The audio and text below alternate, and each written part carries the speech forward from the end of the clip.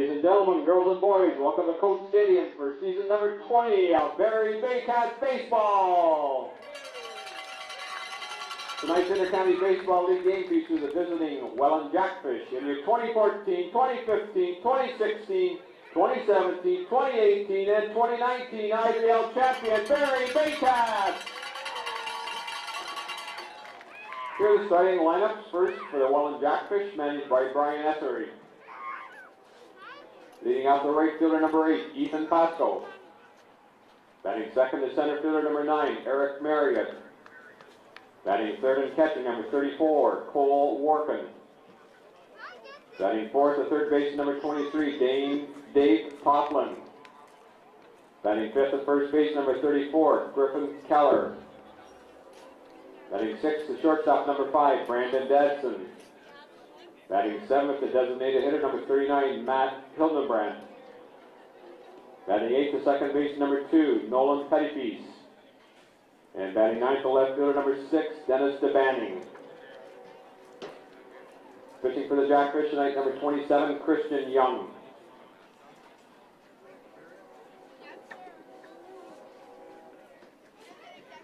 Our starting lineups for your Barrie Baycats, managed by Josh Matlow. Leading up the center fielder, number 15, Jake Wilson. Batting second, the left fielder, number 95, Noel McGarry Doyle. Batting third, the right fielder, number 14, David LeBlanc. Batting fourth, the first base, number 27, Ryan Rio. Batting fifth, the third base, number 13, Marcel Lacasse. Batting sixth, the second baseman, number 42, Jeff Callan. Batting seventh, the designated hitter, number 34, James Anderson. Batting eighth, the shortstop, number 17, Darius Barless. And batting ninth is catching, number 44, Tyler Plumpton. Pitching for Baycats tonight, number 12, Brad Grievson. Here are the umpires for tonight's game calling the balls and strikes. Mr. Alex Saccone. At first base, Mr. Adam Fanjoy. And at third base, Mr. Isaac Zivchek.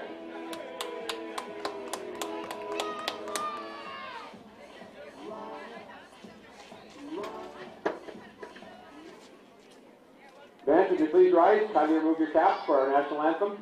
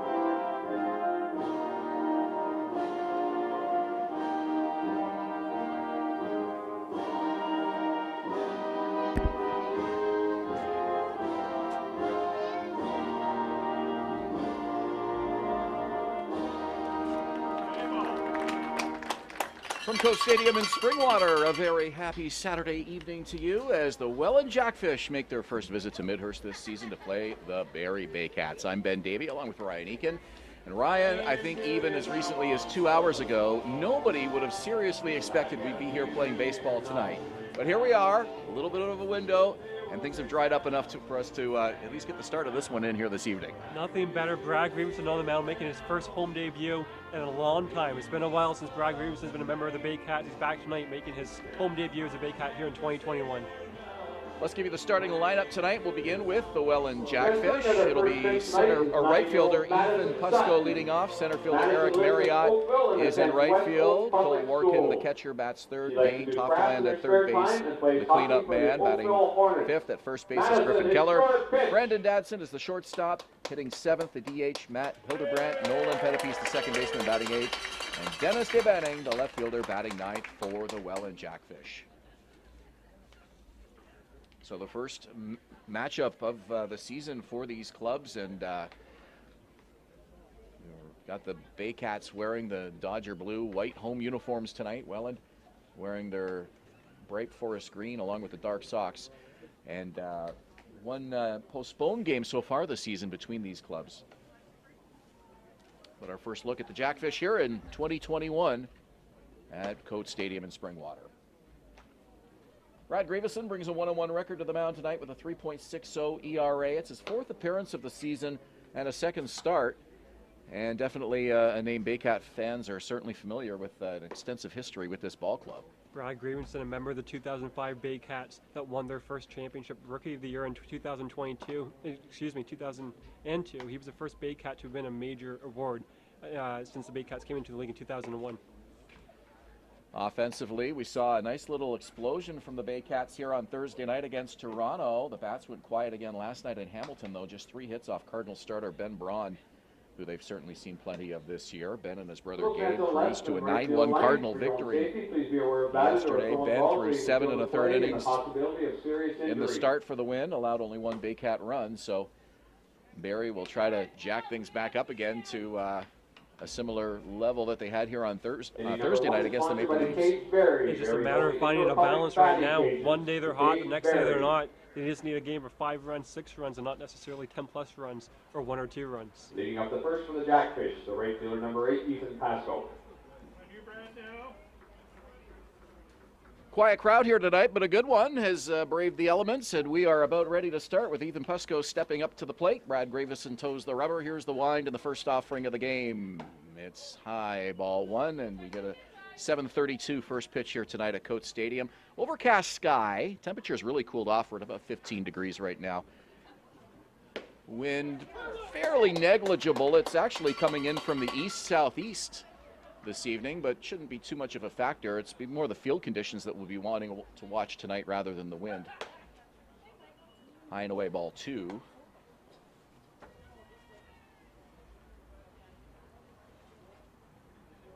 Usually the wind here at Coates Stadium blows from right to left, kind of a reverse pattern here this evening.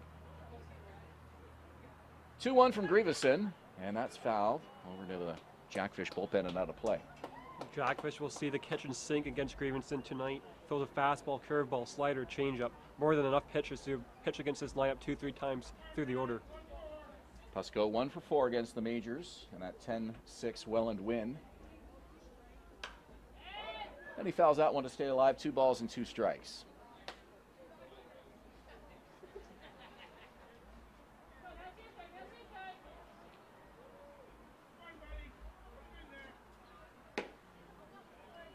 Low and in, and the count is full. 3-2 now to Ethan Pusko, the right fielder.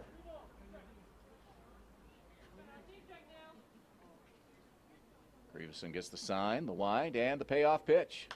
Fouled out of play. Jackfish still a relatively new name to IBL fans. The franchise previously known as the Burlington Herd, Mississauga Twins, and the Stratford Nationals. And they came into the league as the St. Thomas Storm in 2000. Another foul over the screen and out of play. Welland last year, 19-17. Best record of their history of all of those incarnations of the franchise. And they mentioned, as we mentioned, they lost to Barrie in the semifinals last year. Baycats en route to that 6th straight championship, clinching it against Kitchener in the series that follow. Grievson misses on the 3-2, and the Jackfish get the leadoff man aboard here on the top of the first. In his last start, Grievson went 6 innings in Labatt Park in London, didn't walk a single batter. He walks the first batter tonight. He faces against the Jackfish. The center fielder number 9, Eric Marriott. First inning brought to you by The Cage, Barrie's only indoor public batting cage. And the center fielder, Eric Marriott, comes to the plate.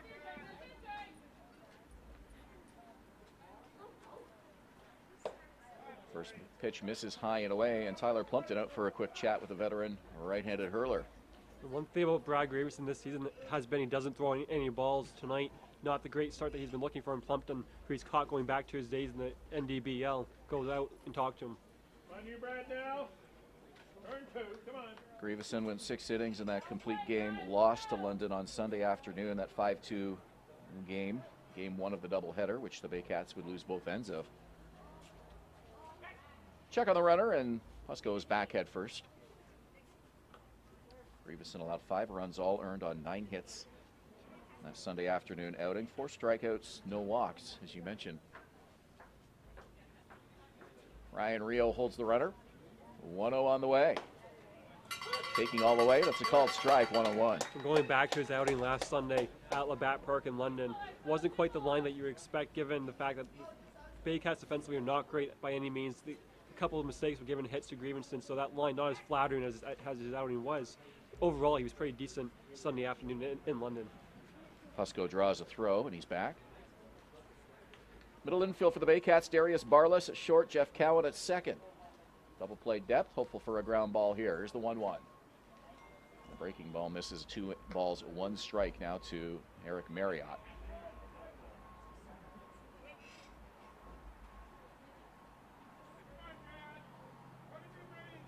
Check on the runner again. Sneaky throw over, but back head first is Pusko.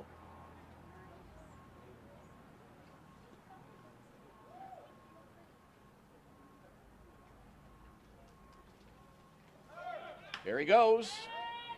And protecting the plate as Mariotti fouls it off. 2 balls, 2 strikes to him. This Welland lineup, they led the league in stolen bases by a country mile in 2019. Going with a different type of lineup this season, but 1-2, and they're 8 hitters. Lots of speed on the base pass for the middle of that lineup that has a ton of power. Pusko with 2 steals and 3 attempts for the Jackfish. Takes a sizable lead here with a 2-2. There he goes, and that one's hit towards short, and it's going to get past Darius Barless and go to left field. Digging hard and heading to third is Pusko. And a great decision, sending the runner on that 2-2 pitch as he gets himself to third base. Runners on the corners now with nobody out. You weren't going to turn 2 if that ball was not. There was Darius Barless there at shortstop. He wasn't, though, because he was going to cover the bag at second base. And it ended up being a costly mistake for the Baycats as Jackfish now have runners on first and third with no one out. Cole Workin was 2 for 4 last night against the Majors. Takes the first offering, and it's a called strike. Dane Tofteland is on deck, the third baseman, followed by Griffin Keller. Still nobody out here in this top of the first inning. Jackfish looking to strike first. They got runners on the corners with nobody out. Grievson from the stretch, 0-1 pitch, finds the corner, and the count is no balls and 2 strikes. Next 3 batters in the Jackfish lineup, all Western Canadian guys. Runners lead, Grievson set. And the runner goes, and it's hit down the line, fair ball! That'll score 1 as Pusko crosses home plate, and Workin heading into second. He's in there in time safely, and runners now at second and third. Nobody out, and it's a 1-0 Jackfish lead. Rio didn't love the call at first base. You can see Baycats manager Josh Matlow didn't like that call either, but I thought it was definitely a fair ball, and the Jackfish are in well control here in the top of the first inning. So Cole Workin picks up an RBI, first of the ball game, and it's 1-0 Jackfish on an RBI double for the catcher. And Tyler Plumpton out for another visit.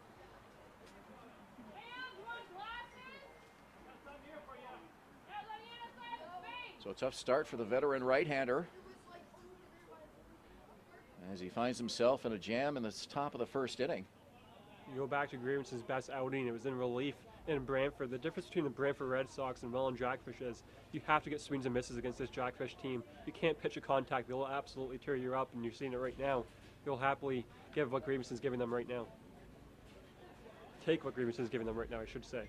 Dane Tofteland is the third baseman, and he takes a called strike, 0-1.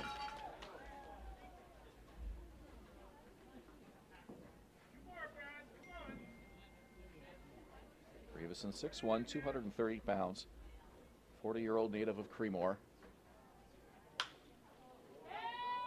High fly foul, and trotting over to take a look at it is David LeBlanc, but that one's off the screen, out and out of play. So it's an 0-2 count to Dane Tofteland. He began this season in the Frontier League with Quebec at least a couple of months back, and now here he is with the Welland Jackfish. Marriott at third, Workin at second. Nobody out here, top of the first. Jackfish up 1-0. Here's the pitch from Brad Grievson. High and away, and it's 1-2.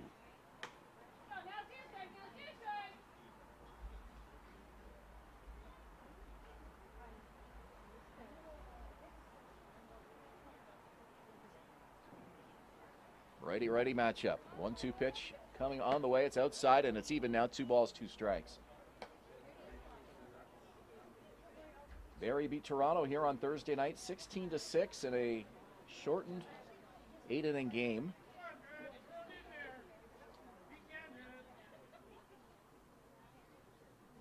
Snapping a 4-game losing streak.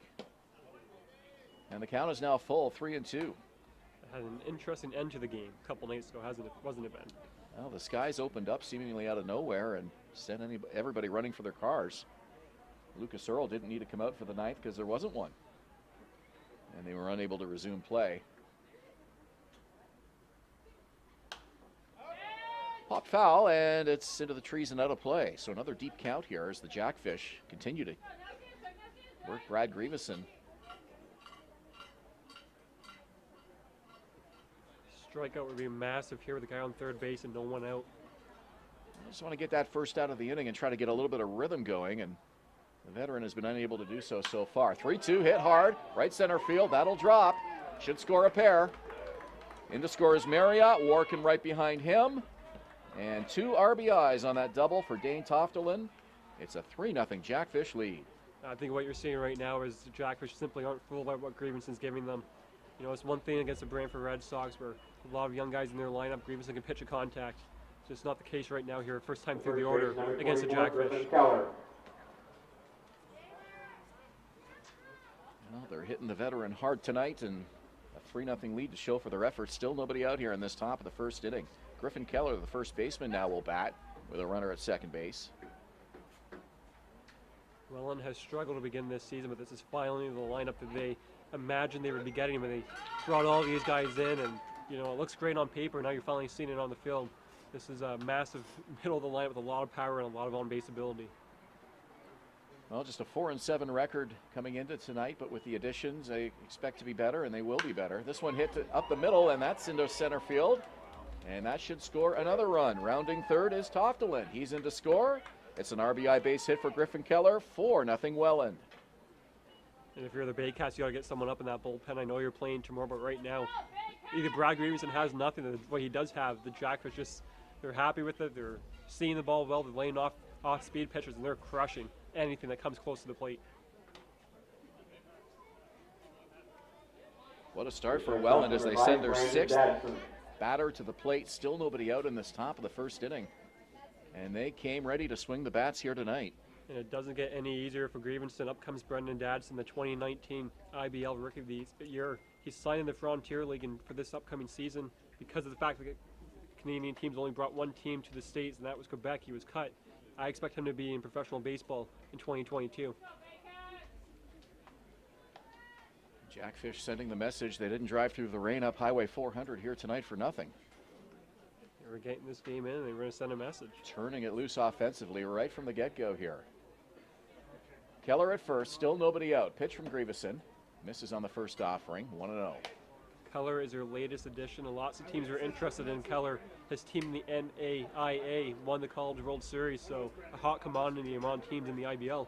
This is another guy that I can expect to see in Pro Bowl anytime soon, perhaps as early as at some point this season. Excuse me, that was Dadson. But Keller, who got on base earlier, is one of those guys, as is the case with Dadson, who's definitely going to be playing Pro Bowl next season. Dadson with a .280 average coming into tonight's game. Runner goes, and Dadson protects the plate, gets a piece. 1 ball and 2 strikes. Dadson 2 for 5 against London in that 10-6 Jackfish win yesterday. Well, taking the momentum they had in the 9th inning last night, down in the 9th inning, they come back and take the lead, and they're taking it into the first inning tonight. It's all Jackfish early on. 1-2. On the ground is short. Barless to second for one. Over to first. In time for the double play. 6-4-3. Barless to Cowan to Rio, and 2 down now in the top of the first inning. That does wonders for Brad Grievson. He not only needed outs, but outs quickly. He gets 2 in 1 pitch. The designated hitter, number 39, Matt Hildebrandt.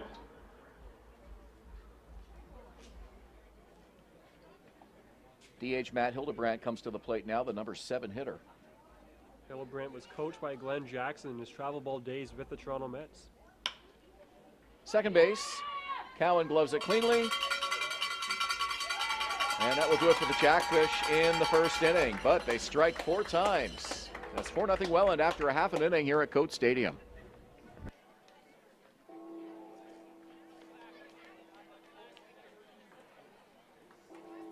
For Welland in the first, 4 runs and 4 hits, and no Barrie errors, no runners left on base.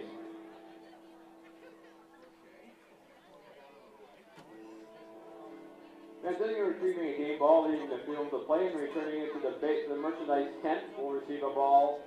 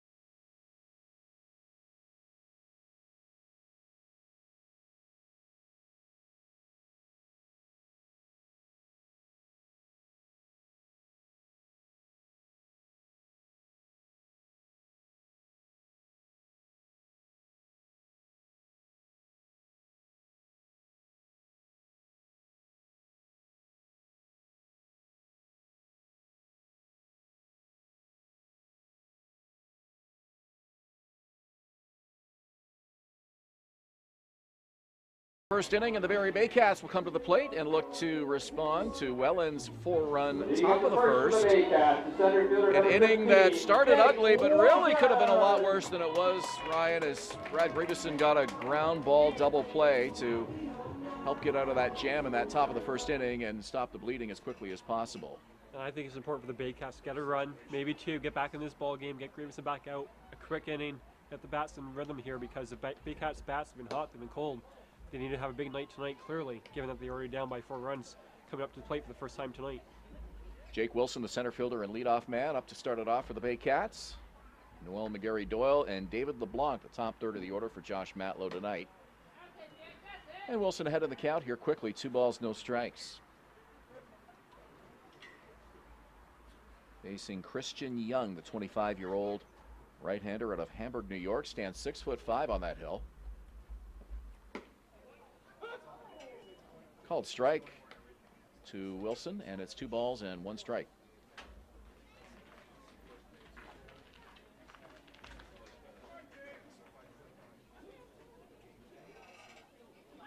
Two-one from Young. Fouled off the screen. Last pitch July 24th against Toronto, a 5-2 Jackfish win, 7 innings, no decision. Allowed 2 runs earned on just 4 hits, and he struck out 9.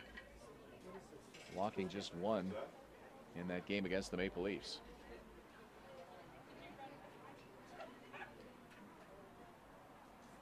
2-2 to Wilson. Swung on and missed. And one out here for Noel McGarry Doyle, the left fielder. Go back to Christian Young's college days, teammates with Alec Manoa at West Virginia. Manoa ended up being a first-round pick to the Jays, and we saw what he did today, Ben. 7 shutout innings in his Rogers Center debut.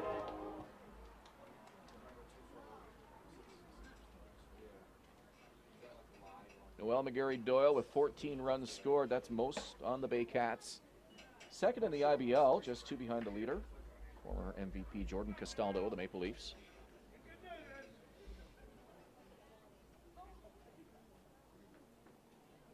One-0 pitch, and it's a called strike. Doyle back in, Ben. Doyle back in the 2 spot after being a couple games in the 3 spot. Him and LeBlanc switched spots in the Baycats lineup tonight. A guy who just loves being up at the top of the order, gets on base an awful lot, and has tremendous speed. Exactly what you want in a 1 or 2 hitter. Right fielder David LeBlanc on deck, followed by cleanup man Ryan Rio. 1-2 from Christian Young. Pitch is high. The count is even, 2 balls and 2 strikes.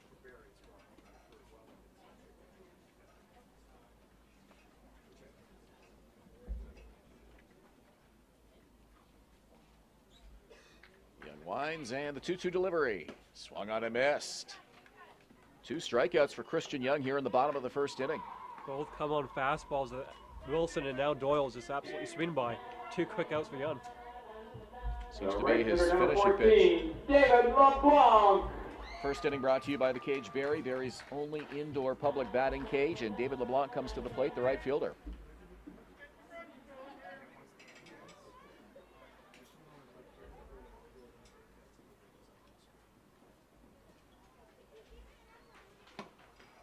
Called strike to start him off 0-1.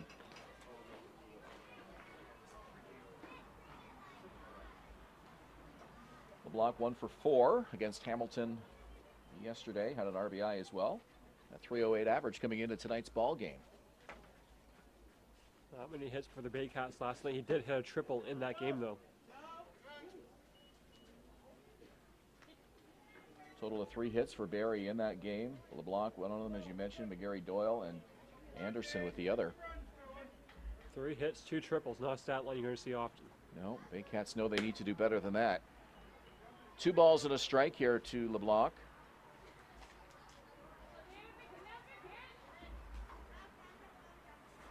The Baycats were really struggling offensively going into that Thursday night game against Toronto, and then they just broke it loose against the Maple Leafs. But unfortunately, following that up with another anemic effort against Hamilton yesterday. So you look at yesterday's Ben and Braun, that's a legit IBL starting pitcher. Christian Young, same thing. They have to hit IBL caliber pitching, which Toronto didn't deliver to the Baycats on Thursday. And the Baycats took advantage to their credit, but you have to hit the next tier pitching. Third time they had seen Braun as well. LeBlanc works a walk, and he's aboard with 2 out in the bottom of the first. It brings Ryan Rio to the plate. Ryan Rio.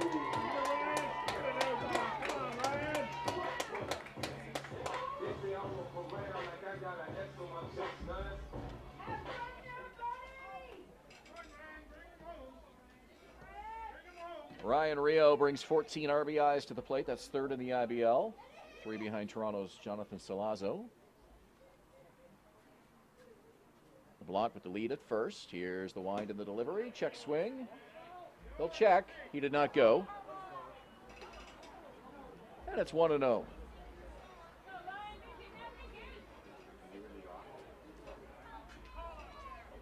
Welland's dugout didn't like that one. They thought Rio didn't check his swing. LeBlanc leads at first and draws a throw. He's back head first. To me, no chance. You run with LeBlanc at first base. You're down by 4 runs. You can't be running into outs, especially with your best slugger up at the plate. Probably not. But Young keeping him honest nonetheless. He's being held on by Griffin Keller, the first baseman. 1-0 pitch, swung on and missed. I think it's safe to say Young has some life on his fastball tonight. Coming right at these Baycat hitters. No question the hardest thrower they've seen. for the first 11 games of the season. 8th game for Rio. He's hitting .394. 1 ball, 1 strike, 2 out. Pitch from Young. Fouled back to the screen, and it's 1 ball and 2 strikes.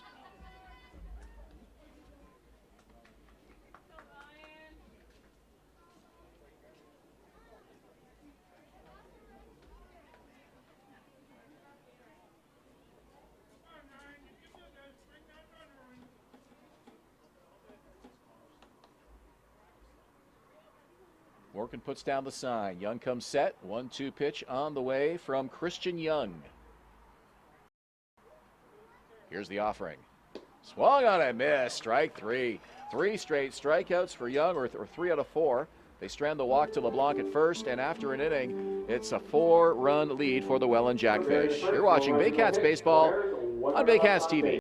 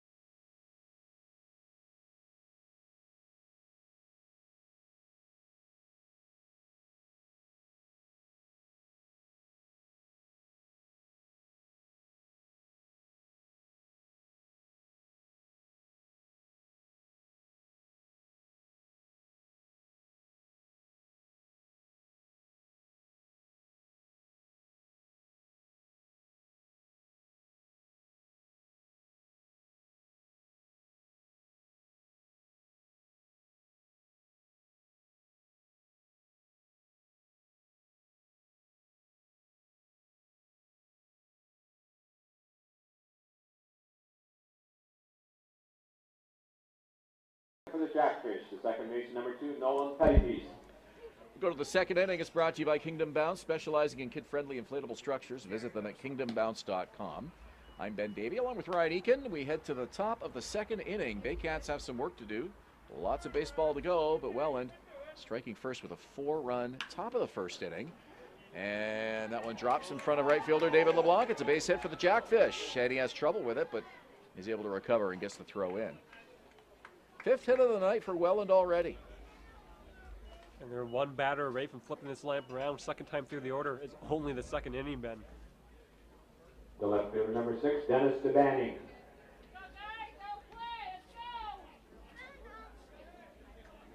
Welland had 5 straight base runners in that top of the first inning. 4 of them were hits. They got 4 runs before a double play from Brandon Dadson to help Brad Grievson out. Retired Matt Hildebrand to end the inning. Certainly could have been worse. The Jackfish looking to build on that 4-run lead here with the leadoff man on in the second. Swung on a miss. 1 ball and 1 strike to Dennis DeBanning, the left fielder.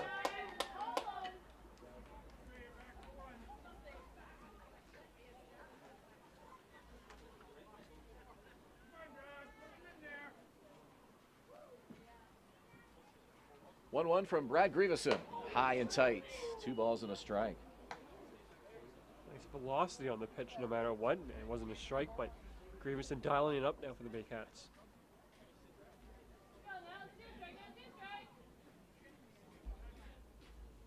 Pettypiece does not have a stolen base or an attempt this year. This is just his 3rd ball game. Grievson battling back here, 2 balls and 2 strikes. Pettypiece, one of the few members of that Jackfish team that faced the Baycats in the 2019 semis, was signed last week and is making his impact film known tonight in his return to that Jackfish lineup. Time is called by home plate umpire Alex Taccone. Adam Fanjoy is the first base ump tonight. Isaac Zivchuk at 3rd. Grieveson's ready. 2-2 on the way. Foul tip at home plate. And the count will hold.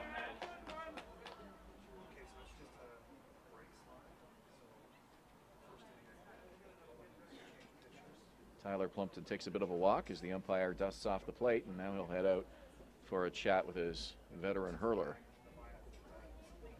It's important not to let them get a couple of runners on heading into that top of the lineup. We saw Ben in top of the first inning, what the top of the lineup can do for the Jackfish. Fans, Shop Baycats is your one-stop shop for all things Baycats, from jerseys, hoodies, t-shirts, hats, and fan gear. Shop Baycats, powered by Starting Lineup Uniforms and Apparel, has it all. Visit Shop Baycats today. Get all decked out in Baycats swag.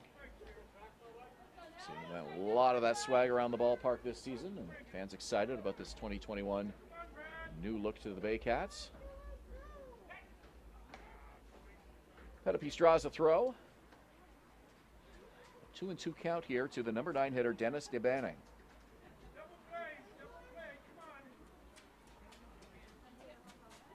Grievson from the stretch, 2-2. Pop foul into the trees.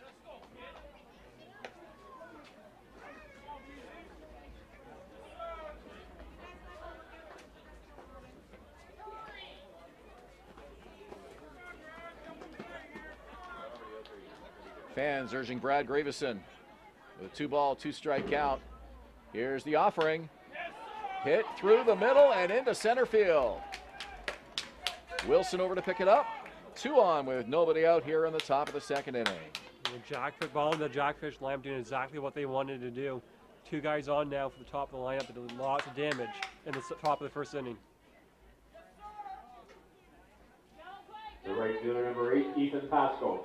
So the Jackfish have made it through the lineup 1 through 9 once already here in this top of the second, and now it's back to the top of the order for Ethan Pasco. 7 of the 9 Jackfish to the plate have reached base. 6 hits already off Brad Grievson. Showing bunt right along the line. It just rolls foul.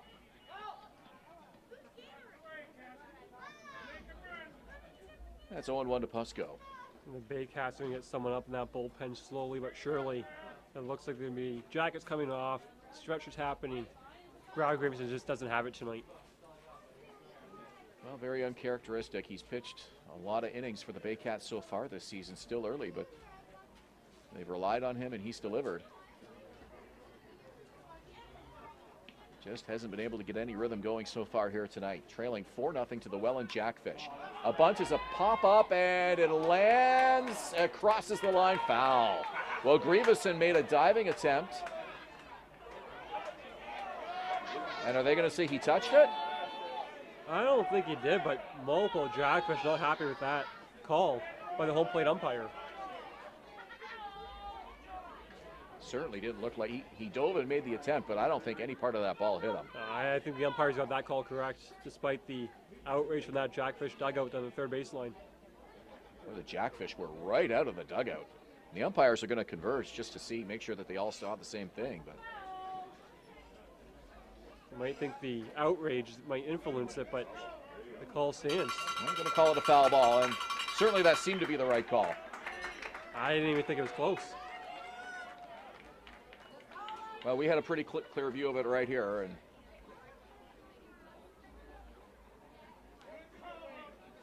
so it's an 0-2 count.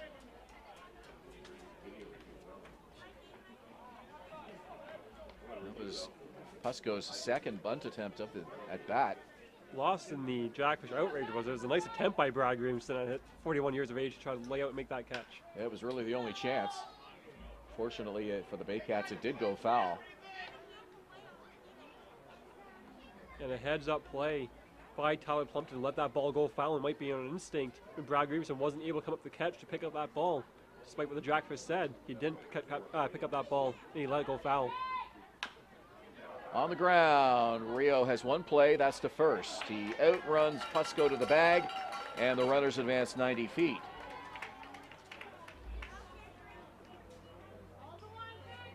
So Petapee advances to third, DeBanning to second. 2 in scoring position now with 1 away. The Jackfish will take that from their pesky leadoff hitter. They greet him on his way back to the dugout. Quite happy with that at-bat. That was basically what he was trying to do all along. Right. Get the runners over, add to this 4-run lead. And the number 2 hitter is Eric Marriott. He singled and scored in the first.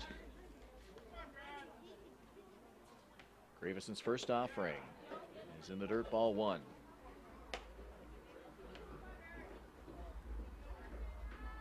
Action now officially up in that Baycats bullpen. Someone throwing. We can't see who it is, but clearly not going to be a long night for Brad Grievson tonight. Well, an opportunity here for him to work his way out of this jam, and sometimes you see it from a veteran starter. They get touched in the first inning or two, and then after that they can settle down quite nicely and find their groove. But Grievson struggling again here in the second with 2 on and 1 out. It's a favorable strike one call there, and that part's true too. And at this point, even if the Baycats don't come back and win this game, if Grievson can just give them some innings heading into tomorrow afternoon in Kitchener, Matlow will take that for sure. This is the third of 4 games in 4 days for the Baycats. Started here against the Maple Leafs on Thursday night.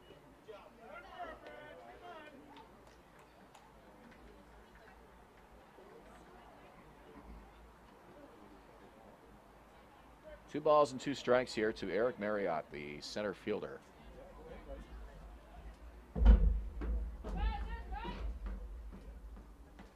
Grievson set. The leg kick and the delivery. Just missed. 3-2. Didn't miss by much. You got a call in his favor earlier in the at-bat, I thought. Doesn't get that call, so it all evens out throughout the at-bat. 3 balls, 2 strikes. Here's the pitch from Grievson, and this one is hit to left field. Stays up for McGarry Doyle. Runner tags, and he scores. In with a slide is Nolan Pettypiece. 5-0 Welland. 2 outs now in the second inning. Some small ball by the Jackfish this inning. Ground ball gets the runners over. Fly ball gets a run in. Nice baseball by the Jackfish right here. Sac fly from Eric Marriott as he drives in the Jackfish's 5th run, and it brings Cole Workin, the catcher, now to the plate.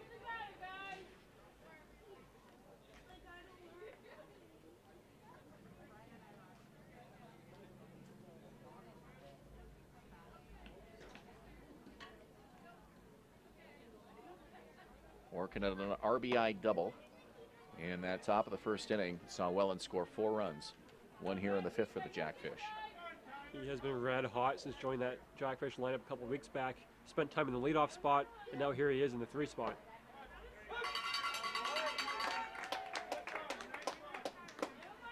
One ball, 1 strike.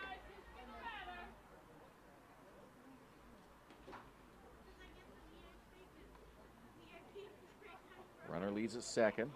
That's to Banning. This one hit down the right field line, and it's into the Baycat bullpen and out of play. Well, the other wild card factor tonight is the weather, and we had about 4, 5, 6 hours of solid rain earlier this afternoon. It dried up right before game time. A late start here this evening at Coates Stadium, but able to get this one underway, and it's been pretty dry since, despite the cloud cover. So if you're the Jackfish, you just want to build the biggest lead you can and try to get this one at least to the 5th. Yeah, you would think you're out of in terms of danger, in terms of not being able to get this ball game in. But yeah, for the Jackfish right now, you're thinking, okay, we're up 5-0. At least get 5 innings in the event that there's a second round of rain later in the evening. 1 ball, 2 strikes to Cole Workin, the catcher. Grievson with the pitch. Swung on and missed. Jackfish add to their 4-run lead. It's 5-0 Welland. Inning and a half in the books here at Coates Stadium. You're watching Baycats TV. For Welland in the second, 1 run and 2 hits with no errors.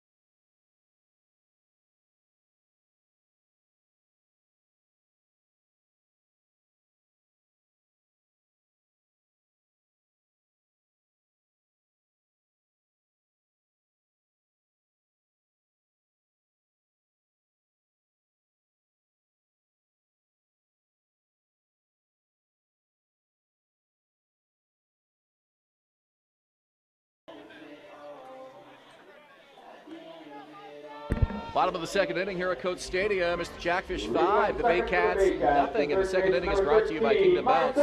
Specializing in kid-friendly inflatable structures, visit them at kingdombounce.com. Marcel Lacasse, the third baseman, comes to the plate for the first time tonight. Not a great night for the Baycats last night, but Lacasse did walk twice. And the guy who brought him in sitting to your left right now, Ben Davey.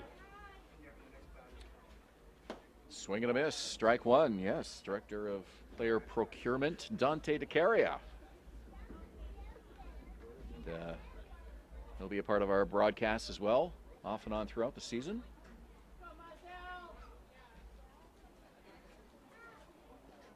Swung on a missed.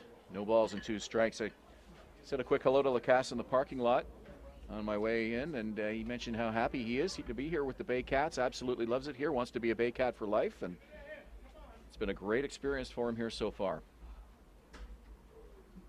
The day Dante reached out to him, he was instantly excited. He instantly said yes, and it's been a great match for both the Baycats and Lacasse ever since.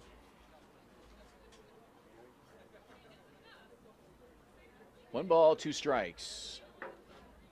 Christian Young misses on that offering, and the count is even 2-2. Young with 3 strikeouts in that bottom of the first inning with a walk to David LeBlanc, breaking them up, but very dominant so far for the Jackfish. 2-2 on the way. Swung on and missed. 4 strikeouts for the Young, and Christian Young, and it sends Jeff Cowan up.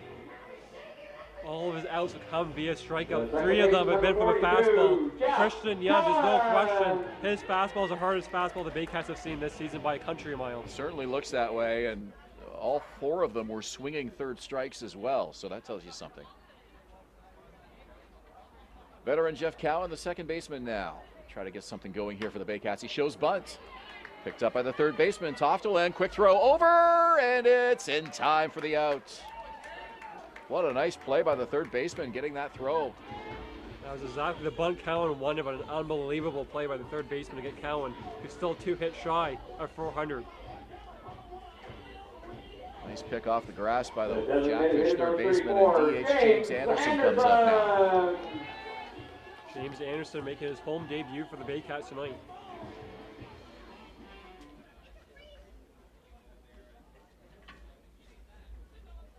Righty-righty matchup here. Anderson takes the first offering. It's a called strike. Thought that was a bit high, but when you're throwing strikes the way Christian Young does, he's going to get those calls every day of the week. Anderson's 7th game for the Baycats. A couple of RBIs and a 176 average into tonight's game. Had a triple in last night's game to go along with David LeBlanc. 2 of the Baycats hits came, 3 Baycats hits last night, 2 of them came via triples. Young to Anderson. Pitch misses outside, 2 balls, 1 strike. Bottom of the order, Darius Barless and Tyler Plumpton are on deck for the Baycats.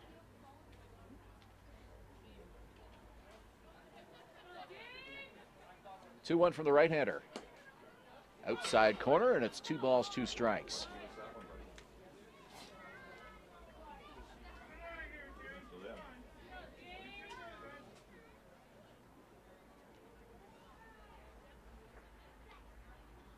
Christian Young with a 2-2 pitch. Foul back to the screen, just got a piece.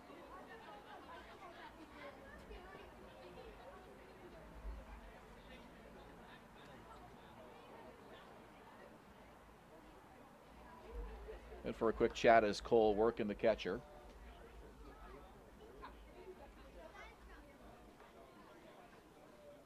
For the first time this season, and that's the first time in his IBL career that Young is pitching to Workin.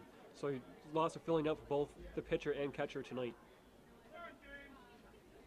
2 balls, 2 strikes. Pitch to Anderson. And the count is full at 3-2. Didn't miss by much on that.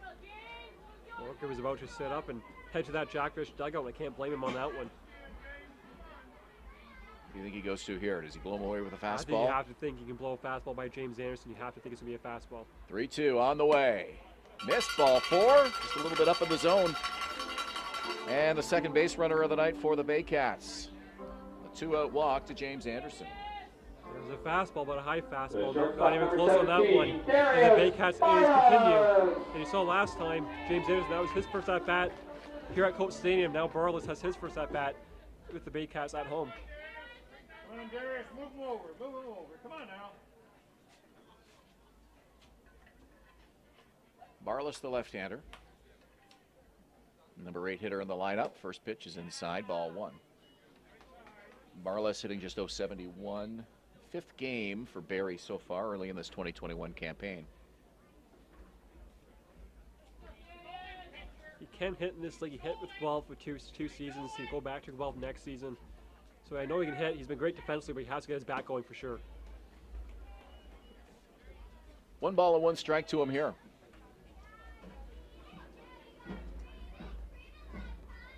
Tyler Plumpton, the catcher, hoping to take those shin pads off and get an at-bat here in this bottom of the 2nd inning. 2 down. Runner aboard is James Anderson at first base. Young has walked 2, the only 2 base runners for the Baycats so far. And he draws a throw.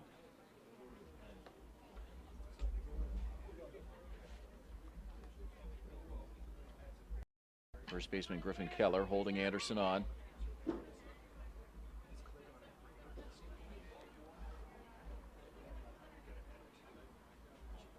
Young with the leg kick and the 1-1 pitch. Fouled back to the screen.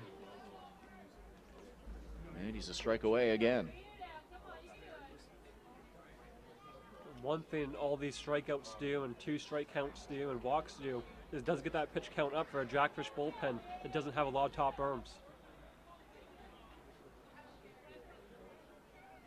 Anderson leads at first. 1 ball, 2 strikes to Darius Barles at the plate.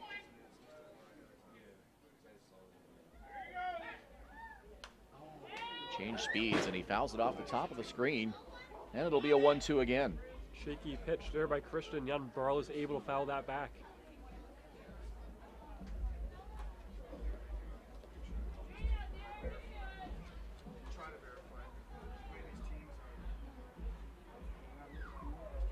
One ball, 2 strikes. Darius Barles waggles the bat. Young set. Gets the sign. And the 1-2 pitch. Fouled again. And a great at-bat here by Darius Barles as he continues to stay alive. Barles hasn't played a lot of games this season, has been able to get into that rhythm. So nice to see him have a nice professional at-bat here in his first at-bat of the ball game.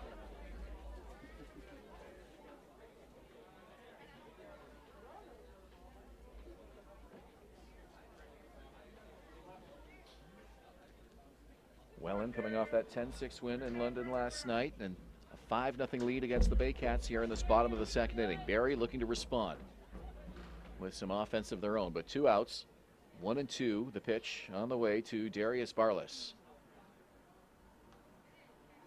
Young with the delivery. Down the line, foul again. A lot like the at-bat you saw a couple nights ago from Jeff Cowan. Cowan ended up working a walk in that at-bat. It was a big inning for the Baycats on Thursday night against the Maple Leafs. That's exactly what I was thinking. You talk about professional at-bats, and Jeff Cowan's the first name that comes to my mind, and he did that beautifully in that at-bat that you referenced. 8 foul balls, we're told, in that at-bat. You were following along on your laptop there. We were pretty amazed.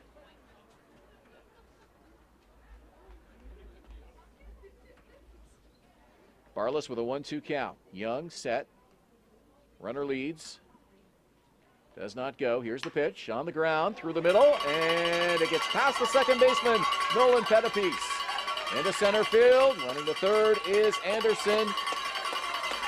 And the Baycats get their first hit of the game off the bat of Darius Barles. That's a fantastic at-bat by Barles, and hopefully he can continue that into his next at-bat. Next at-bat after that, hopefully get into a rhythm and hit the way he did not only in college, but with Guelph in 2018 and 2019. Catcher number 44, Tyler Plumpton. Tyler Plumpton to the plate now for the Baycats with a 185 average. Great opportunity here for him to come through big for Barrie as they look to get on the board here in this bottom of the 2nd inning. He's got runners on the corners, Anderson at third, Barles at first, 2 down. And Christian Young on the mound.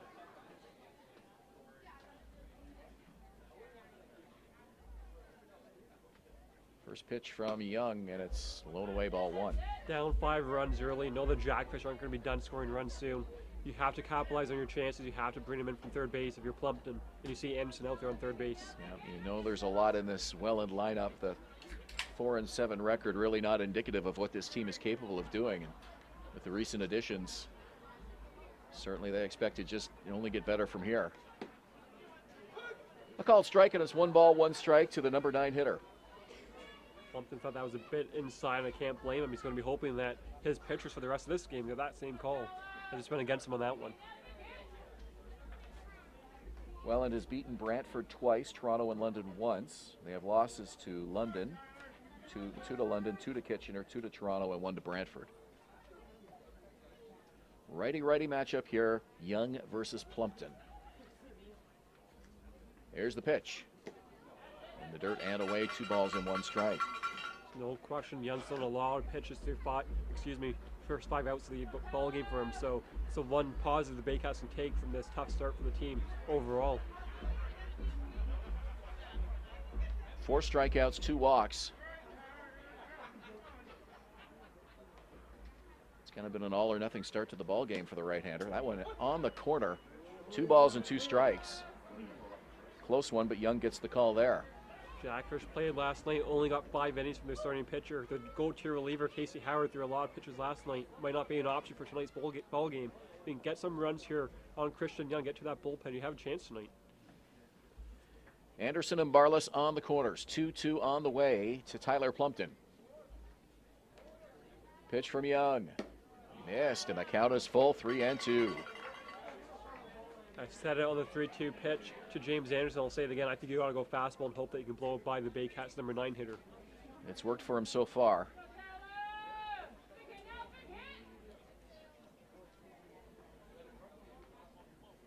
Big at bat here for Tyler Plumpton, the catcher. 3 balls, 2 strikes. Young comes set.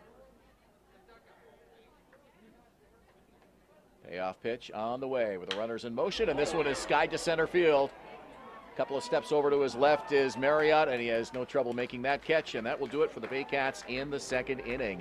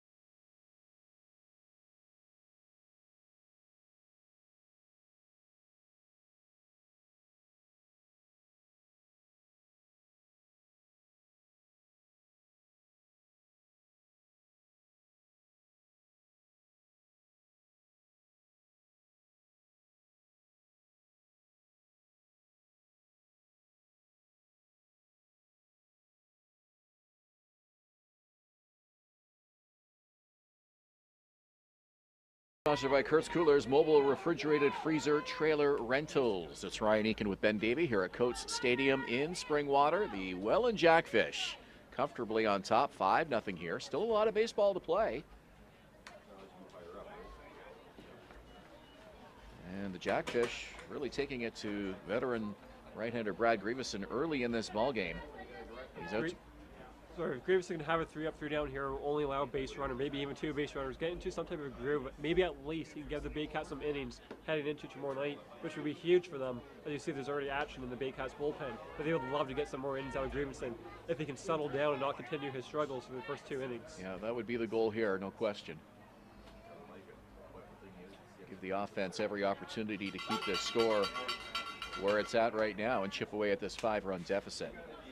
And if he can get this part of the lineup out, that would be to his full credit, because this is the most dangerous part of the Jackfish lineup. 4, 5, 6, Dane Toftelin, Griffin Keller, and Brandon Dadson here in the 3rd inning for the Welland Jackfish. It's 2 balls and 2 strikes to Toftelin. Toftelin scored, or knocked in 2 on a double in that top of the 1st inning. Part of a 4-run Welland first. This one hit high to left field. Easy catch for Noel McGarry Doyle, and he puts that one away. 1 down here in the 3rd.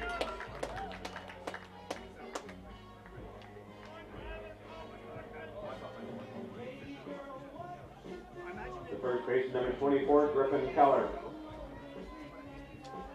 Griffin Keller, the first baseman. Interesting walk-up song. If visiting players got walk-up music. I don't know if he appreciated that. On the ground, down the line, it's a fair ball into right field. Keller digging hard for second. Here's the throw from LeBlanc, and in safely with a double is Griffin Keller. He may want that song played every time he comes to the plate now. He took it personally. Seemed to work. Double down the first base line. I don't think he took it personally. I think he likes the song. Yeah, maybe it's just that. Maybe I'm overthinking it. First pitch double for Griffin Keller. Shortstop number 5, Brendan Dadson. No, we don't play walk-up songs for visiting players here at Coates Stadium. Just for Griffin Keller. It won't happen again. No. At least in this park.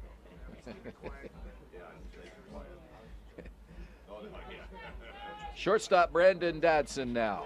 Hit a double play, and it was a big one in that 1st inning.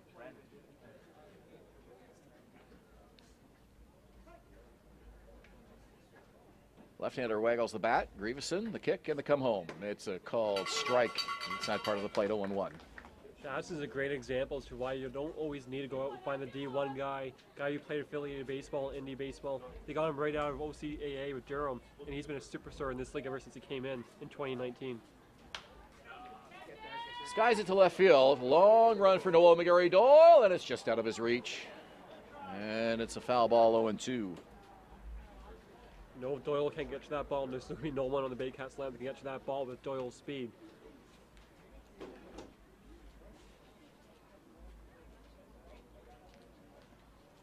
So the count is 0-2 here to Dadson.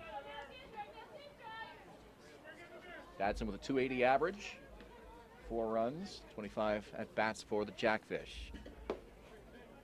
0-2 missed, and it's 1 ball and 2 strikes to the shortstop. One thing also going against Grievson is all these lefties in this Jackfish lineup, a ton of lefties. And that goes against the advantage of right-handed pitcher Brad Grievson, to say the least. Strike 3, swing and a miss, got a piece. Plumpton hangs on, and it's 2 out now for the DH, Matt Hildebrand. That's Grievson's 2nd strikeout tonight. Both have come on off-speed pitches. He knows he's not blowing anything by these guys. So nice 2 pitches to get 2 strikeouts on off-speed pitches tonight. Well, if you enjoy podcasts, keep your eyes open for the Cats Talk podcast. It's expected to launch next week. Our friend Sam Hossack, along with Patrick Melbourne, will be hosting that. It'll be available in the usual locations, Apple, Spotify, and YouTube.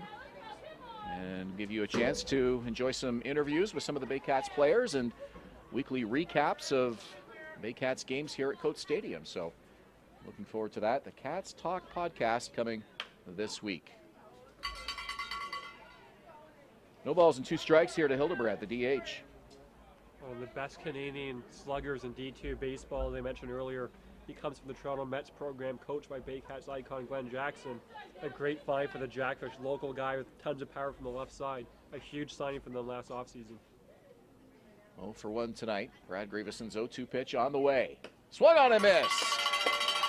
Quick inning for Brad Grievson, and that's exactly what the Baycats needed. Down go the Jackfish. They strand the double to Keller, and through 2.5, it's Welland 5, Barrie nothing. No runs on 1 hit, no errors, 1 runner left on base.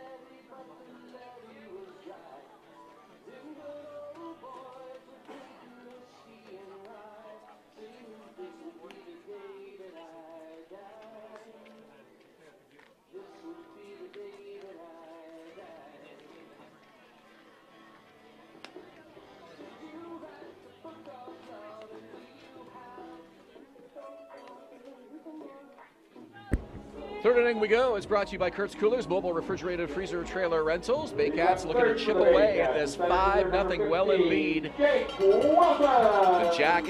Jackfish's first appearance at Coates Stadium this season, and they brought the bats with them up Highway 400 this evening.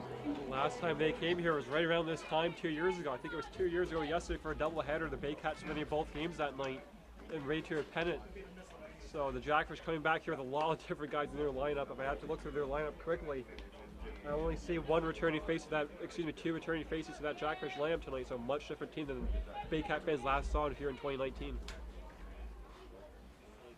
Jake Wilson's 2021 season off to a fantastic start, a .351 average tonight, and that's actually come down a little bit from the start he had. I think he was hitting a double every second at bat for the first X or so of his at bat, so a cool down was expected, but I expect Jake Wilson to heat up at any point soon. He was in 400 territory a week or two ago. Scored 13 runs for the Baycats. That's just one less than their leader, Noel McGarry Doyle. And he's ahead in the count here, 3 balls and no strikes. Second time through the order, Grievson just had a quick 3 up, 3 down, time to get some runs. Taking all the way, and he's aboard on a base on balls. That's the third walk tonight for Christian Young.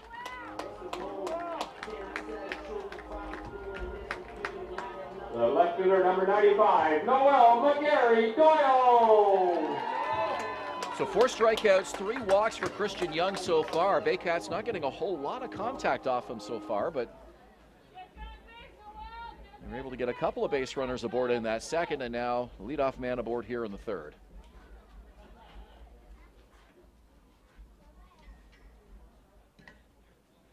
No runs, just 1 hit for the Baycats. This one hits in left field. Going back and stay batting at the wall, and it's off the top of the fence.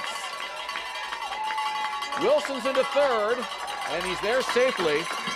It's a double for Noel McGarry Doyle, and the Baycats have 2 on here in the third. I haven't seen a Baycat lefty go opposite field like that since Jordan Castaldo. What an absolute massive hit by Noel McGarry Doyle, and a prime opportunity here for David LeBlanc to get the Baycats back into this ball game.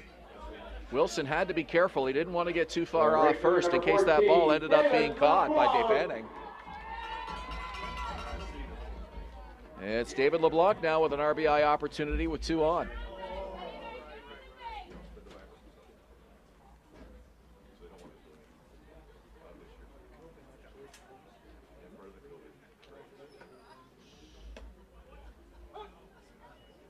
So the Baycats with 2 base runners since Dante Tecaria moved from sitting beside me to wherever he is in the park right now. So we should probably just have him stay wherever he is. I blame him for all the issues for tonight's ball game right now. That one down the line and it's foul, strike 2. Well, he won't go back to the spot he was standing in the first inning. At the top of the first might, at but you least. can't. No.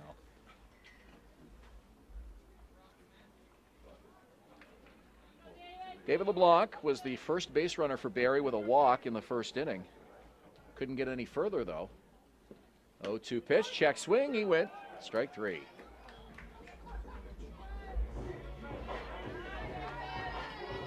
Five strikeouts tonight for Christian Young, and a big one there.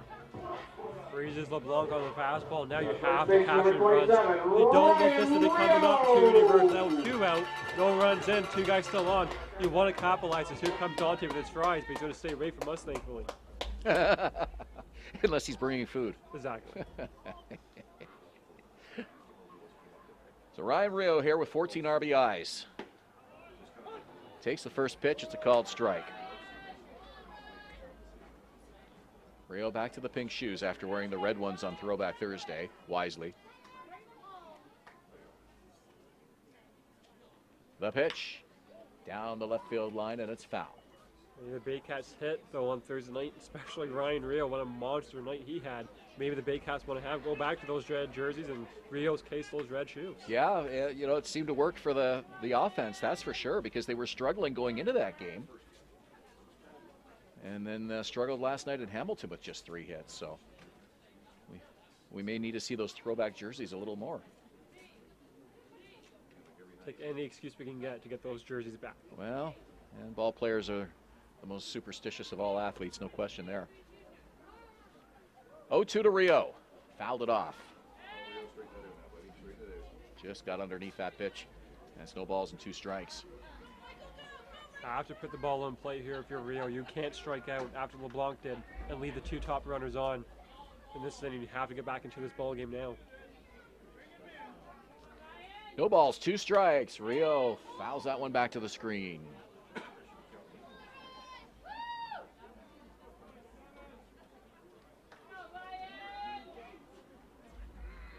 LeBlanc went down quickly in his at-bat. Rio might go down, but he's not going to go down quickly. He's fouling a couple pitches off.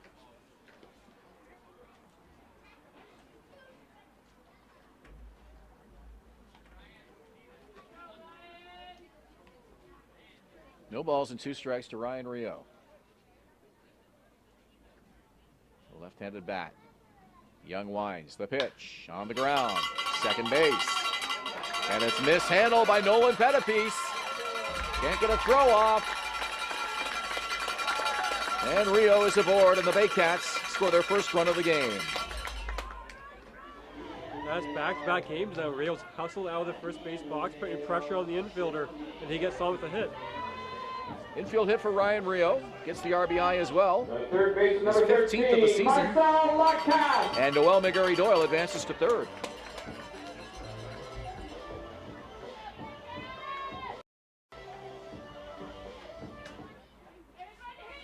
Here's Quebecer Marcel Lacasse, the third baseman. Struck out to lead off the second. Big at bat here with runners on the corners for him now. Christian Young looking to work it of the jam. High and away, ball 1.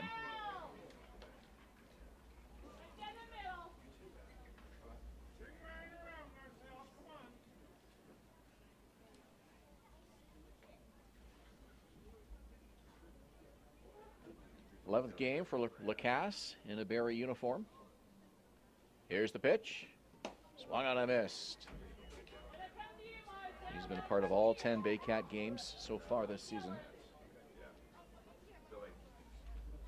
He and Carson Burns, according to my stat sheet, the only 2 Baycats to play in the first 10 games. Burns not in the lineup tonight, so that puts Lacasse as the games leader for the team through 11 ball games, and now Young will step off. And that's one of the advantages from bringing guys in from out of province. They don't have any family commitments, they don't have any work commitments. They can completely come in here and focus on baseball, and that's the case here for Marcel Lacasse. 1-1 pitch on the way from Christian Young. Here it is. Missed outside, 2 balls and 1 strike. Can't say that Young's pitching with a great pace right now. A lot of balls, slow in between pitches. He's laboring out there. Baycats have to take advantage. He looked fully in control in the bottom of the first. We struck out 3 after giving up that walk to David LeBlanc. Finished off the inning nicely by getting Ryan Rio. Was touched for a hit in the bottom of the second, and now a jam here in the third inning as the Baycats get on the board. It's a 2-2 count now to Marcel Lacasse.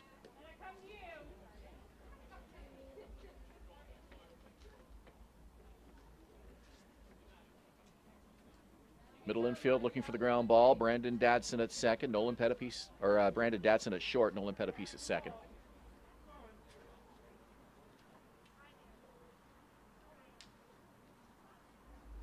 Christian Young with the 2-2 pitch. Count is now full.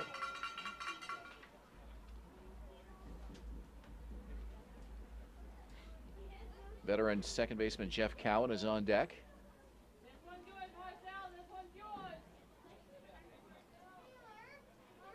Workin puts down the sign. Young set from the stretch. Payoff pitch on the way. Foul tip into the glove. Down goes Marcel Lacasse.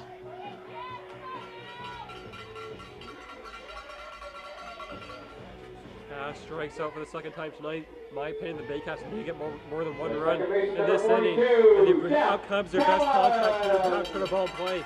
And get another run in for the Baycats. 6 strikeouts for Christian Young tonight. Into this third inning, he had 9 against Toronto in 7 innings last week.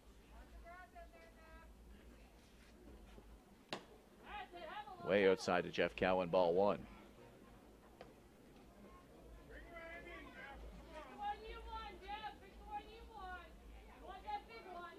Cowan attempted a bunt in the bottom of the second. Won't likely be bunting here with 2 out, though. Runners on the corners. Pitch to Cowan. Outside corner, strike 1. Cowan takes a look over his shoulder at the home plate umpire. Didn't like that call, but umpire said something to him. He nods his head in agreement. Up comes a 1-1 pitch. Often means the next close one comes your way. 1-1 to Cowan. Waggles the bat. Young set. Runners lead. The pitch from Young. Fouled into the trees, and it's out of play. Fans, if you want to win a prize after each and every Baycats game, it's simple. Visit the Predict and Win tab on our website. Fill out the form seen on the page. For each and every game, the winner will come away with a prize from Shop Baycats, the official shop of your Baycats. Christian Young with a 1-2 count here to Jeff Cowan. The pitch. Miss. 2 balls, 2 strikes.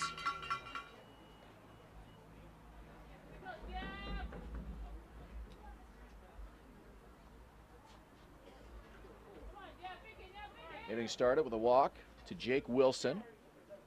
1 in for the Baycats so far. 2-2. Fouled off again.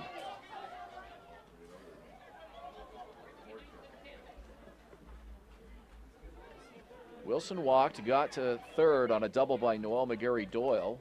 Wilson was unable to score as that ball stayed in the air, and it was a tough play for DeBanding to make, but he was unable to come up with the catch, and then Ryan Rio brought him home with an RBI single. So 5-1 Welland here. Baycats looking for more. Here's the pitch. Swung on and missed. Christian Young fans Jeff Cowan to end the third. We go to the top of the 4th inning with the Jackfish on top by a score of 5-1. For Barrie, the third, 1 run and 2 hits with no errors, 2 runners left on base. Inning number 4 is sponsored by the Case Barrie, Barrie's only indoor public batting cages. Case Barrie.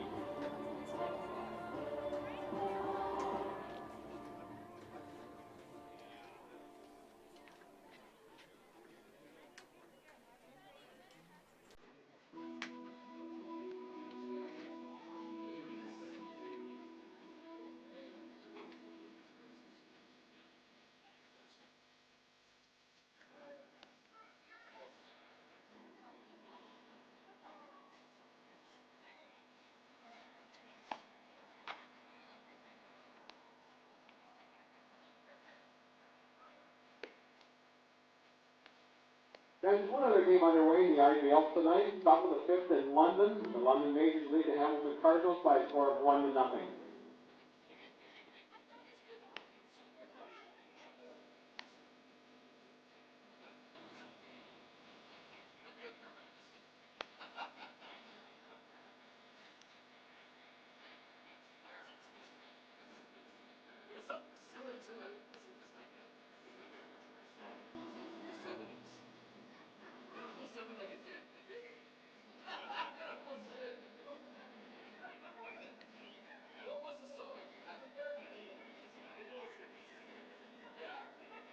Inning up the 4th for the Jackfish. The second baseman number 2, Nolan Pettypiece.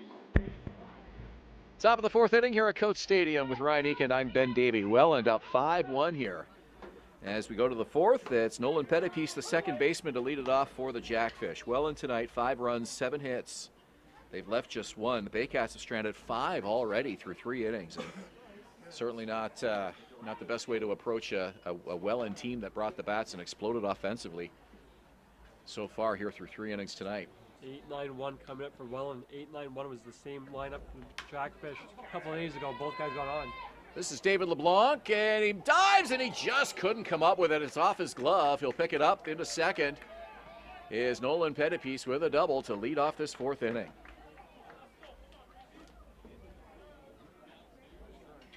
Good effort by David LeBlanc. You love to see the hustle. Ball didn't get too far away from him either. I didn't think it was a great route to the ball by LeBlanc, but like you said, at least he made the great effort to try to dive out and make the catch.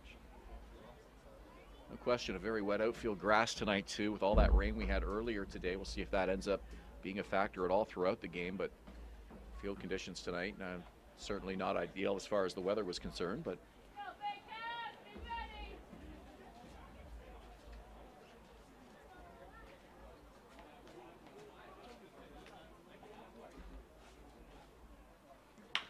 On the ground, it's a shortstop.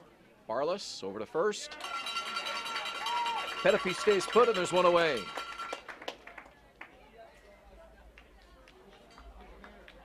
You know, I'm not sure how anybody was able to look at that weather forecast we had this afternoon and predict that we would actually have enough of a dry window to play baseball here tonight, but it's been the case so far.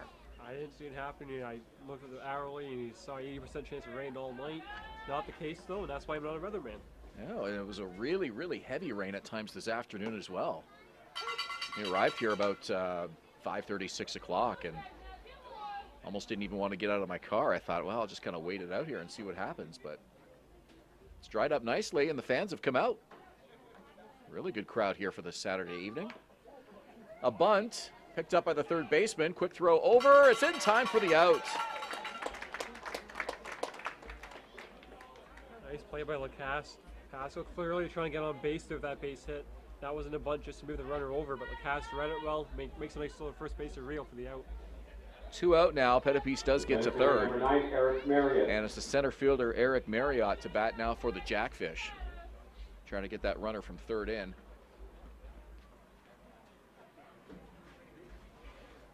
How about Brad Grievson? 4 runs in the first inning, really struggled.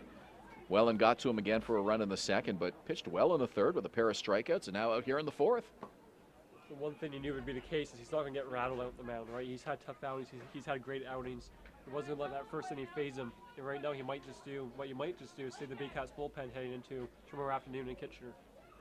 Well, that's a great point, and that's what really differentiates a veteran in this league, as you mentioned, like Grievson, compared to maybe a rookie who would get shellacked in the first inning and just not really be able to recover from that. And we've seen that happen this season.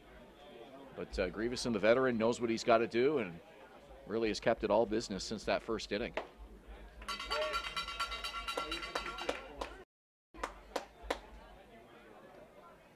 The thing too with Grievson, when he's struggling, can't have the pitching coach go to the mound because Brad Grievson is a pitching coach. He just talks to himself. Exactly. You see him muttering, you know why. That one, oh, what a catch! Off the glove of Barless, he barehands it and hangs on. And how about that? Welland strands a runner at third on a spectacular play by Darius Barless, and we go to the bottom of the fourth. It's the Jackfish up 5-1. You're watching Baycats TV.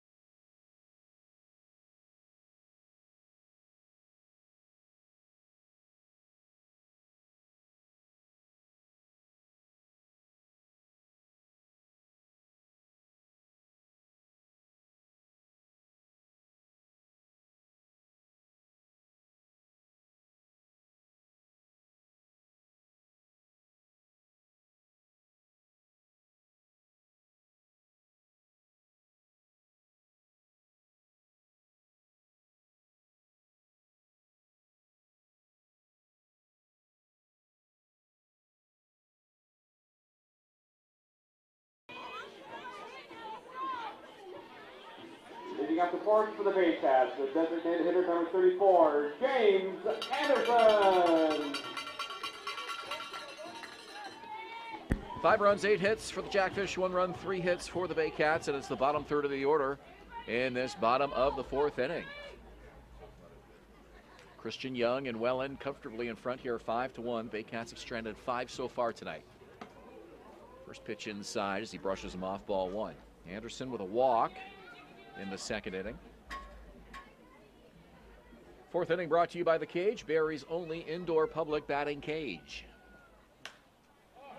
Popped up, off with the mask is working. He makes the catch, one down.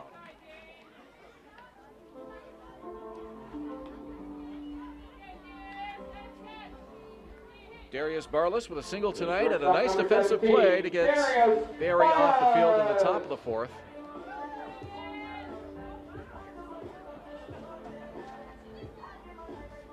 Barless having quite the night, had the best at-bat of the night back in the second inning, and he made the play of the game last half inning, so see if Barless can continue his great night right now here in his home debut. Barless with the same walk-up song as the Blue Jays' Bo Bichette. I'm not sure if that's intentional or not, but Justin Bieber. yeah, it's a good song. I'm a fan. Breaking pitch misses, and it's 2-0 to shortstop Darius Barless. Burns had that as his walkout for the home opener. He decided to switch, so we said Barless and had that song back. He requested that one when he came in. So some background story with the walk-up songs. You know the history of these songs better than I do. There's lots of drama involved. Picking a song, sticking with one. Lots of requests throughout the season. Do they change the songs often, or? Yeah, some same guys for the most part will switch it up, and I'm fine with it. Brian's fine with it. Our great videographer puts together the walkouts this season, so you know, Burns, Rio, all those guys like to switch it up, and I'm fine with it. So whatever makes them hit, right? Yeah. 2 balls and 2 strikes to Darius Barless, the shortstop. 1 for 1 tonight. It's 5-1 Welland, bottom of the fourth. Swung on and missed. Christian Young has strikeouts in every inning so far. Tyler Plumpton will bat with 2 away. Catch number 44, Tyler Plumpton.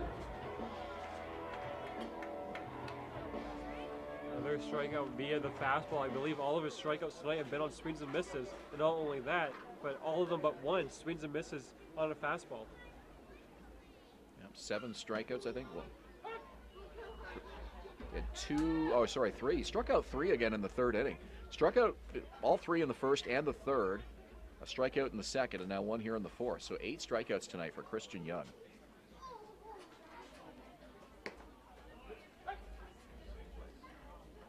Oh, and 2 here to Tyler Plumpton, who's 0 for 1 tonight.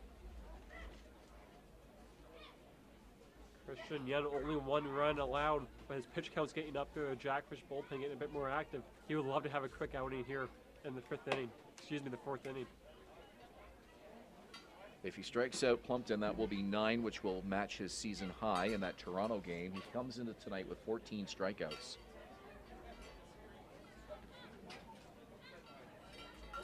One-two pitch. Foul down the line. And we'll do the 1-2 again to Tyler Plumpton.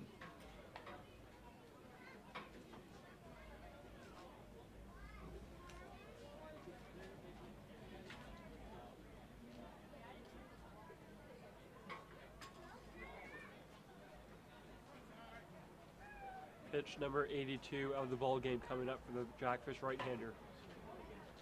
Here's the 1-2 pitch. Outside, and the count is 2-2 to Tyler Plumpton. So even though how he's been effective, he might be a 5 and done. You consider pitch number 83 coming up. Comes up for the 5th inning, throws 20-ish pitches. Baycats will be able to get into that Jackfish bullpen tonight unless they want to let him throw 120-plus pitches. And the count is full to Tyler Plumpton. Seeing a couple of umbrellas out now for the first time since the game started. A light rain here at Colt Stadium. Well, it could certainly play through this. The concern, though, is if it picks up. We'll see. 3-2 on the way, and it's ball 4 to Plumpton.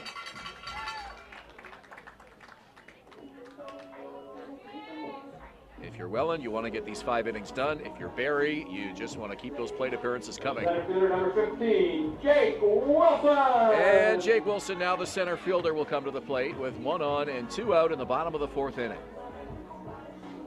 Save for the Baycats too. Let's say this is the beginning of a massive rainfall. The game gets postponed. The Baycats also don't want to have to pick up a 5-1 game later on in the season. No. Look, last Saturday night, the Panthers in London blowing out the Panthers. The Panthers have to come back to London at some point and finish off a game that they have no chance of winning. Wilson showing bunts.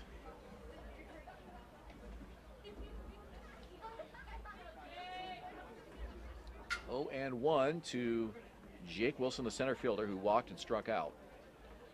Scored Barrie's first run in the bottom of the third inning.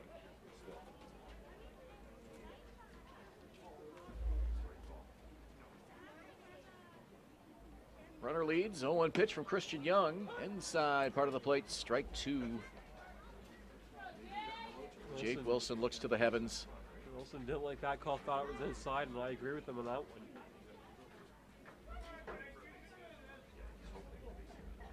Christian Young ahead 0-2, checks the runner, comes set. The kick and the offering. Foul tip, just got a piece of it, he stays alive.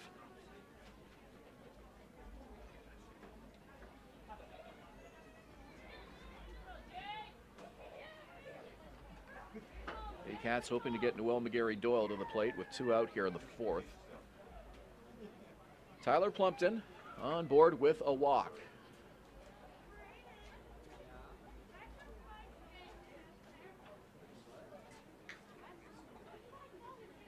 Oh, 0-2 pitch from Christian Young, and that one is fouled off to the left side.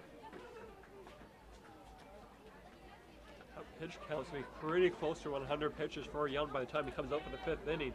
Exactly what the Baycats want. If you can add on a couple more runs, you can have this a 2-run ball game, 3-run ball game time to get to that Jackfish bullpen, which is taxed after last night's game.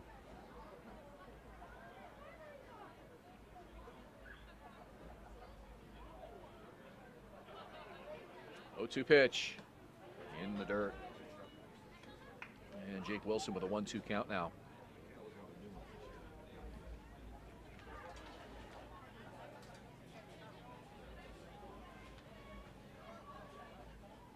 First matchup of the season for these clubs. The July 17th game in Welland got canceled. They'll meet again on August 5th in Welland at 7:30. 1-2, and the count is even, 2 balls and 2 strikes.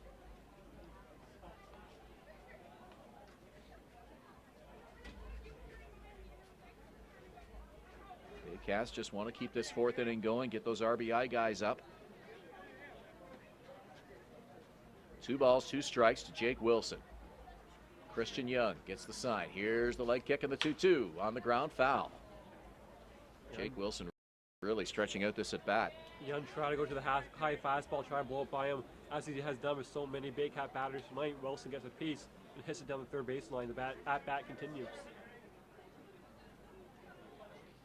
Well, the Baycats weren't catching that fastball in the first inning. The second inning, they were able to get a couple of runners aboard, but now making some noise with a run in the 3rd and now a runner aboard here in the 4th. They trail 5-1. Young checks the runner, comes set. Here's the 2-2. Swung on and he fouled it into the glove. Strike 3, and down goes Wilson. Baycats unable to score in the 4th. They strand the walk to Plumpton at first. We go to the top of the 5th. Baycats trailing by 4. No errors and 1 runner left on base. Inning number 5 is sponsored by SeatGiant.ca, the official ticket marketplace of the Barrie Baycats. Get all your major event tickets within North America in Canadian funds. SeatGiant.ca.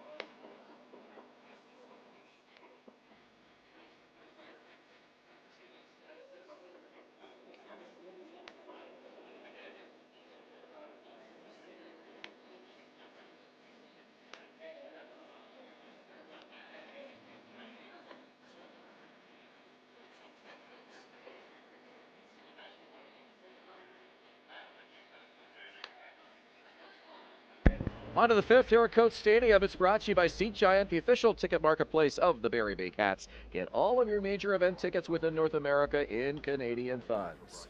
The Baycats are trailing by 4. We go to the top of the fifth inning. You got the fifth for the Jackfish. Catching number 34, Cole Warkin. Weather holding up for us, so struck out swinging to end the second. Fouls that one back to the screen. Grievson working very quickly here. 1 ball, 2 strikes. Warkin, like Brendan Dadson, was committed to play in the Frontier League and Independent League professionally in the States this summer. Not the case though because of smaller amount of teams. So here he comes into the IBL and with the Jackfish. Fouled into the Baycat bullpen, and the count is 1 ball and 2 strikes. It'll be interesting a year from now. Take a look at the Jackfish lineup and say, no, this guy's in professional baseball, this guy's in professional baseball. Should be interesting. Jackfish with 4 in the first, 1 in the second. Baycats with a run in the third, and that's the story of this one. 5-1 Welland, top of the 5th inning.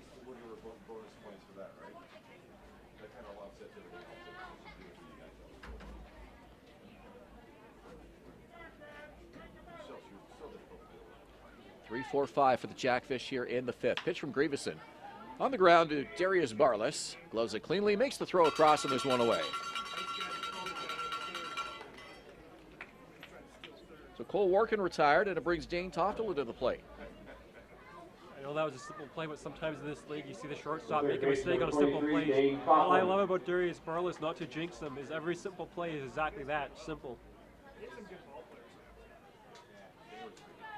Well, consistency is the key. You want to make the plays you should play, and make the plays you should, and then the occasional one that you shouldn't. Called strike to Dane Toftala tonight, who is 1 for 2, flied out to lead off the third. A 2-run double in the first inning, big first inning for Welland as it got them on the board and on top 4-0. This one hit hard to left field, and that's going to drop. Should be extra bases. It's picked up by McGarry Doyle, and it's an easy stand-up double for Dane Toftala.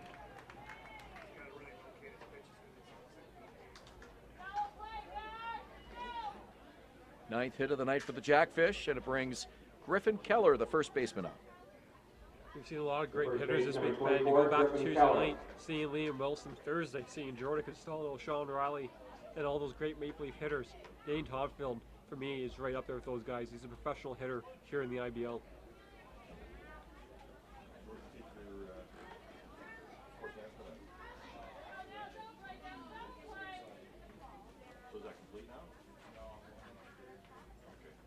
Brad Grievson works with 1 out and a runner in scoring position. Starts Griffin Keller off with a strike. It's 0-1.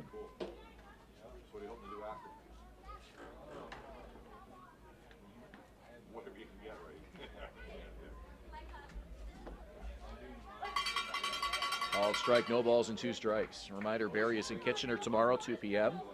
Weather should be better tomorrow. And then we're right back here at home against Brantford Tuesday night at 7 o'clock here at Coates Stadium. Runner goes, 0-2 pitch, missed, throw down the tag, he's safe. Dane Toftala steals third. He had a great read off of Grievson's delivery, a great throwaway Plumpton, but still not in time to get the speedy base runner. Good catch and tag by Lacasse as well, but just not in time to get Toftala, so he's 90 feet away, and it's a 1-2 count to Griffin Keller. Grievson set, and the 1-2 offering. Called strike 3. Keller not happy with the call, but he's back to the dugout, and there's 2 down. Now it's going to be up to Dadson to bring in Toftala from third base. He's more than capable of doing so, but Keller, who's gone on base both times tonight, strikes out there. 4th strikeout for Grievson tonight. Brandon Dadson, the shortstop. 2 down here in the 5th. Grievson's pitch. High fly ball, left field, Noel McGarry Doyle backpedaling. He reaches up, makes the catch. Slipped on the grass, but he hangs on. And that will do it for the Jackfish here in the 5th inning. So they strand the double from Dane Toftala at third, and that's as far as he gets. We go to the bottom of the 5th. with the Jackfish up by 4. You're watching Baycats TV. We're well in the fifth. No runs on one hit, no errors, one runner left on base. That's the next home game for the Baycats will be Tuesday, August 3rd, a 7:30 p.m. start when the Brantford Red Sox meet your Barrie Baycats. Please note this game is a reschedule from the July 24th rain. You can get your tickets at barriebaycats.com and avoid the lineup. Tuesday, August 3rd, 7.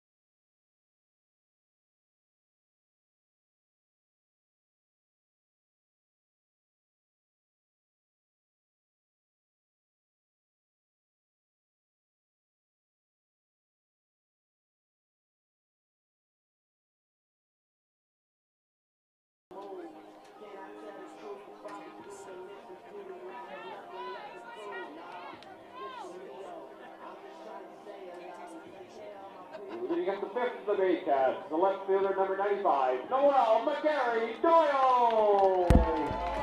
Noel McGarry-Doyle, the big out in left field to end the Jackfish threat in the top of the fifth. Now we'll lead it off in the bottom of the inning. McGarry-Doyle, LeBlanc, and Rio, 2, 3, 4 up for the Baycats in the bottom of the fifth. Trailing by 4 here at Coates Stadium.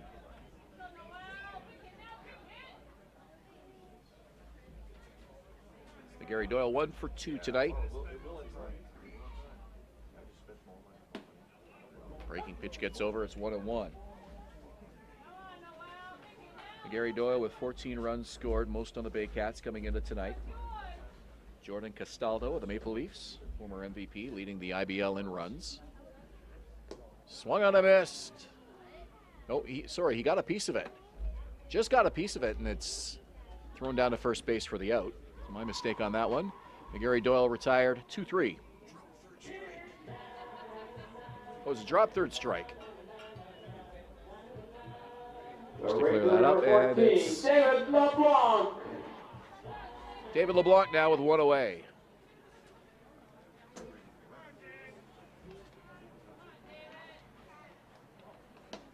LeBlanc swings and misses at the fastball, strike 1. He has a strikeout and a walk tonight in 2 at-bats, 2 plate appearances.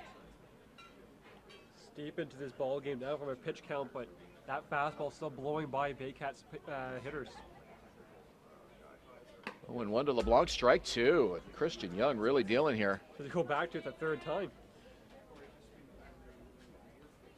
Doesn't seem like he's lost anything on that fastball.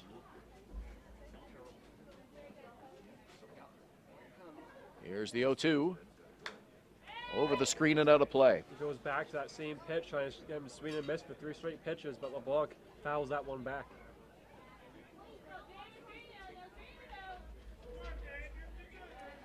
Ten strikeouts for Christian Young. That's a season high. 0-2 on the way. Inside. And it's 1-2.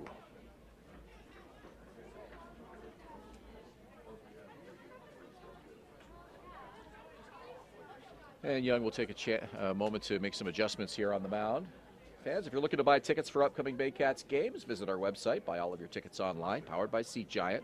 Single game tickets can be bought for $10. Kids, 12 and under, always free here at Coates Stadium.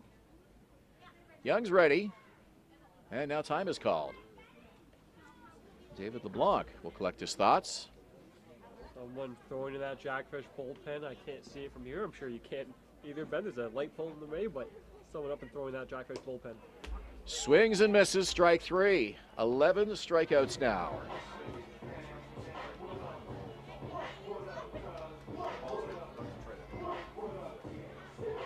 So Young changing speeds and fooling LeBlanc on that pitch, and Ryan Rio now will bat with 2 away.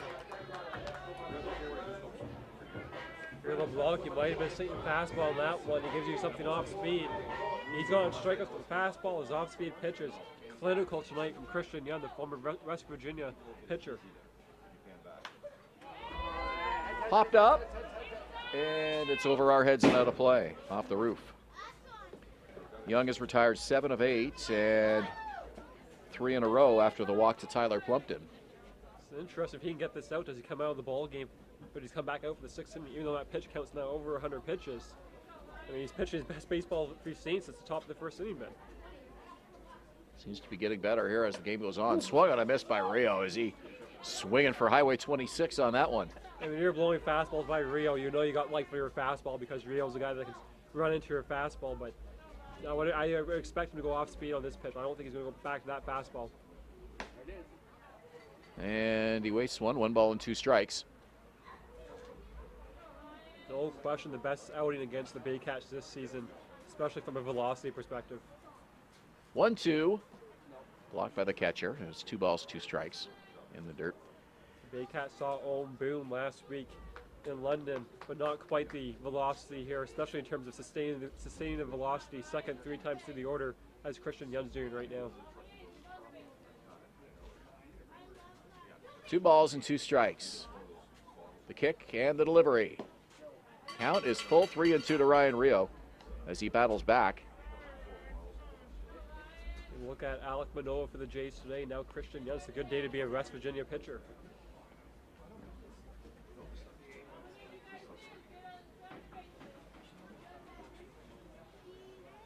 Young gets a new baseball on this 3-2 offering here with 2 away. Bottom of the 5th inning. Baycats down by 4. Here's the pitch. Rio got a piece and he stays alive. Best at bats for a Baycat since Darius Barless in the 2nd inning. It's nice to see, especially with that pitch count getting higher and higher. Battling back after falling behind 0-2 to Young. The full count here with 2 away. Morgan puts down the sign. 3-2 from Christian Young. High pop up, and it's over near the Jackfish dugout. The catcher and third baseman over for it is Dane Tofteland, and he makes the catch for the out, and 3 up, 3 down for the Baycats here in the bottom of the 5th inning. Go to the top of the 6th, Jackfish by 4. You're watching Baycats TV. No runs and no hits, no errors, no runners left on base. The 6th inning sponsored by the starting lineup, uniform, and apparel. The official jersey of your Barrie Baycats. Your season starts here. Starting lineup, uniforms, and apparel.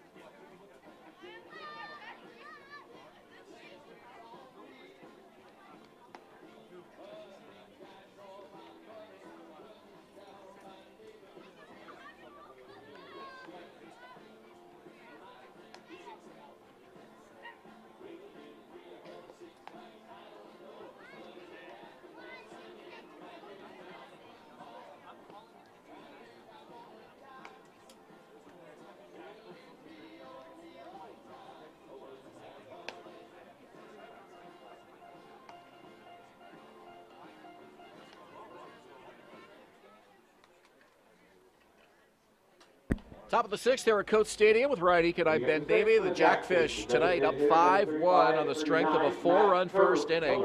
We give a lot of credit to Baycat veteran hurler Brad Grievson, who settled down nicely after that 4-run first. Welland added a run in the 2nd, and he's been able to hold the Jackfish off the board since and give his offense every opportunity to get back in this game. Exactly that, Ben. He's given the offense tons of opportunity to get back in this game. And not only has he been throwing up zeros, but he's getting out quickly. He's not leaving the bases loaded and having long innings. He's giving the Baycats offense an opportunity to get some rhythm going, and they just can't. It's 3 games in the last 4 games for the Baycats, and the offense has been awful, and they have to snap out of it. Ooh. Well, they wanted innings from Brad Grievson, and he's giving them that as he takes his team into the 6th.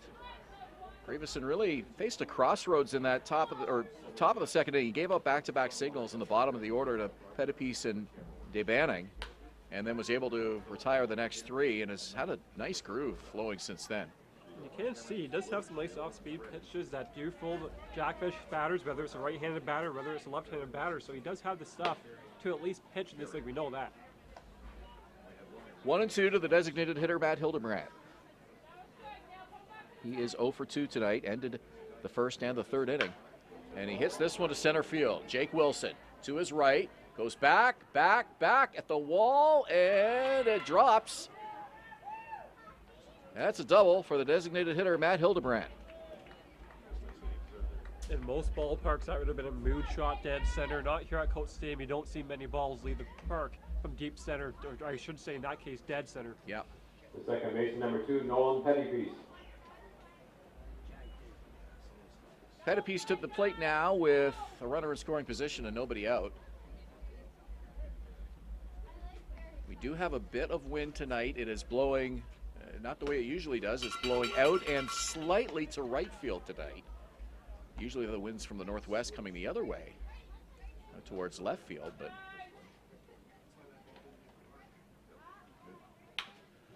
to second base, that's Jeff Cowan.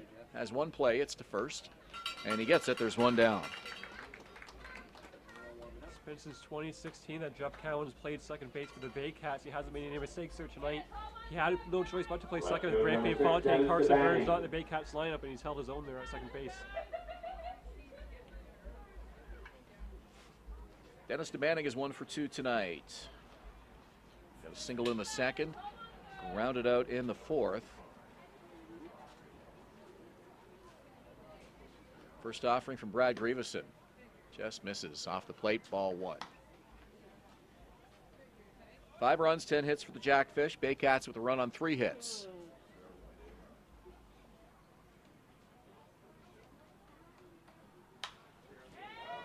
Pitch is fouled off right side, and the count is 1-1. Full credit to the Jackfish. They played outstanding baseball. Lead off double. What does the next batter do? He doesn't hit the ball to the left side of the infield. He hits it to second base and moves the runner over. And this guy has an opportunity now, Dilbany, to move the runner in, whether it's from a sac fly. It's going to have to be a deep sac fly given the speed at third base. But the point remains, they played outstanding baseball, fundamental baseball tonight, and deserve to be up 5-1 at this point. First of 5 matchups between these clubs, the Jackfish and the Baycats. Grievson, a leg kick and the 2-1. Swung on a miss. Count is even, 2 balls, 2 strikes. You wouldn't have thought at the top of the first inning, the ending that was a struggle for Grievson, that 6th inning, he'd be blowing fastballs by guys, but to his full credit. You look at the schedule, and Barrie's going to see Welland several times in the next 2 or 3 weeks. And the way this 30-game schedule is, all 7 teams in the IBL will see each other a total of 5 times. You've got 6 opponents, 5 games against each. Works out to a perfect 30-game schedule. Off the screen, and the count is 2-2. The Baycats, you can look at it and say, oh, I wish we would have gotten the Jackfish earlier in the season before they made all their big signings. But at the same time, to be the best, you got to beat the best. So there should be no hiding from the Jackfish if you're the Baycats. And on the other side of the schedule, they've played, I guess, 4 games now against Hamilton already, 4 of their 5. They've seen Ben Braun more than any team will see him probably this season. Check swing, and he went, says the umpire at first. That's Adam Fanjoy. Big strikeout for Brad Grievson here in the 6th. The right fielder, number 8, Ethan Pasco. 2 out, and it brings the top of the order to the plate. Ethan Pasco, the right fielder. Pasco signed yesterday, made his debut last night in London at a bat park home of Rip Janardat, and you can tell he's a perfect leadoff hitter, right? He's left side, small, gets on base, perfect speed. He's not going to be here all season for the Jackfish. He goes back to community college down in Niagara, but for now he's a nice fit for them. Just his 2nd game, as you mentioned. That one's over the screen and out of play. Went 1 for 4 in his debut, but he scored a pair of runs. Down on the count here, 0-2 to Brad Grievson. Here's the pitch. Left field, McGarry Doyle to his right. He's under it, and he makes the catch for the 3rd out of the inning. Down go the Jackfish. The double by Matt Hildebrand is stranded at third base. And we go to the bottom of the 6th inning. with the Baycats down 5-1 here at Coates Stadium. No errors, only one runner left on base.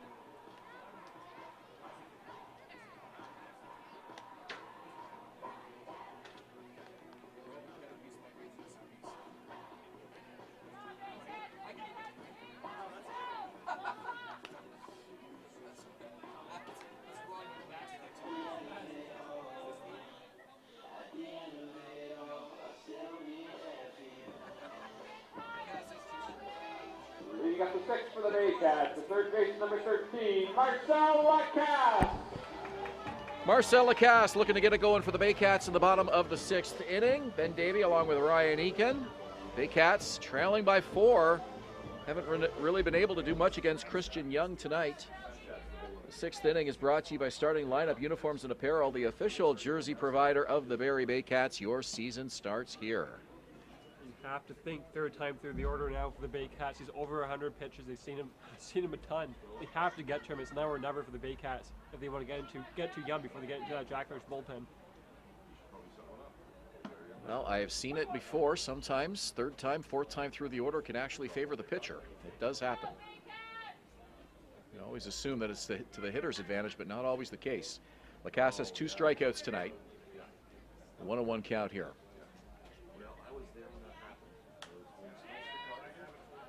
Chips that one foul, and it's 1-2. Jeff Cowan is on deck, followed by James Anderson. So 5, 6, 7 for the Baycats. Jackfish, not a team that likes to extend their starting pitchers past the 110, 120 mark.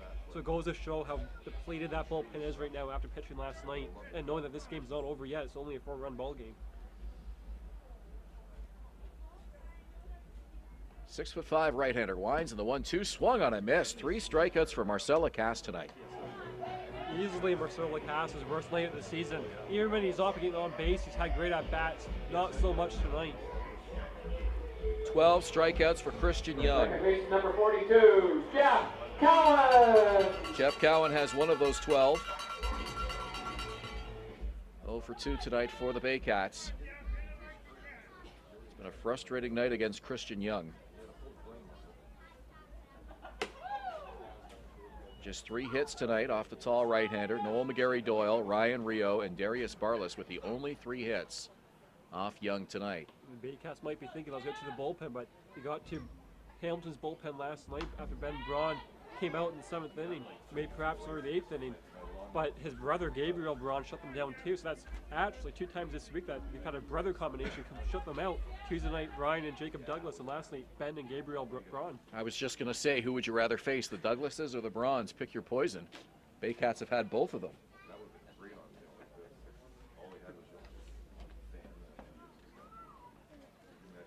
It's 1 ball and 2 strikes here to Jeff Cowan.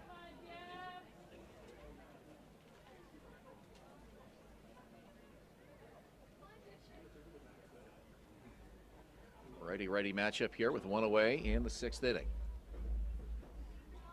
Pitch from Young. Called strike 3. McCowan goes down quietly for the 3rd time tonight. Caught looking on that one. This is starting to have the build-up Tuesday night. When Jacob Douglas came out of the bullpen, it was just striking out batter after batter. The Baycats not even putting up a fight, and that's what's happening right now. Lacasse goes down easy, Cowan goes down easy. This just can't happen. Ben Braun, 7 1/3 inning start for the win last night, allowed the only Baycat run. All 3 of the hits were off of him. And then Gabe comes in, pitches 1 2/3 of shutout, hitless relief. So it didn't get any easier for the Baycats last night. Barrie trying to put that behind them here this evening and play a little more like the club that slugged out 16 runs here against the Maple Leafs on Thursday. They had 14 hits that night. So just a lack of consistency by this Baycat ball club. It has to be also in their heads too. This is the worst stretch the franchise has had since 2012 when they went on a 6-game losing streak. Only a couple guys left in that team. Actually, I should say only one guy left in that team, and Jeff Cowan. So not a lot of veteran leadership that's dealt with this in the past with the Baycats when it comes to losing. This is not a franchise that lost a lot of games over the last 6, 7, 8 years. Well, they've had their offensive outbursts this season. 2 of them came against the Maple Leafs, of course, and they hit well in one of the games against Hamilton, but just a lack of consistency at the plate. Christian Young wheeling and dealing here in this bottom of the 6th inning. He's got a 2-2 count to James Anderson, the designated hitter. I know you don't want to risk injury with pitch counts getting up too high, 130, 140, but right now, there's no reason to take this guy out of the ball game right now.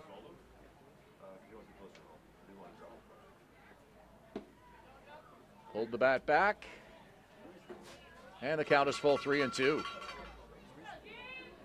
I think everyone thought that perhaps was a strike. Christian Young, I think he deserves that call given how well he's pitched tonight. He's been attacking his zone all night. You think he would get a 50-50 call, and that most certainly was a 50-50 call.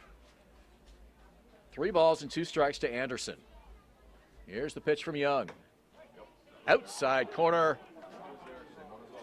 And the umpire not going to give James Anderson that call, as Young strikes out the side in the bottom of the 6th. He has retired 7 in a row. Through 6 innings here at Barrie Coates Stadium, it's a 5-1 lead for the Jackfish. You're watching Baycats TV.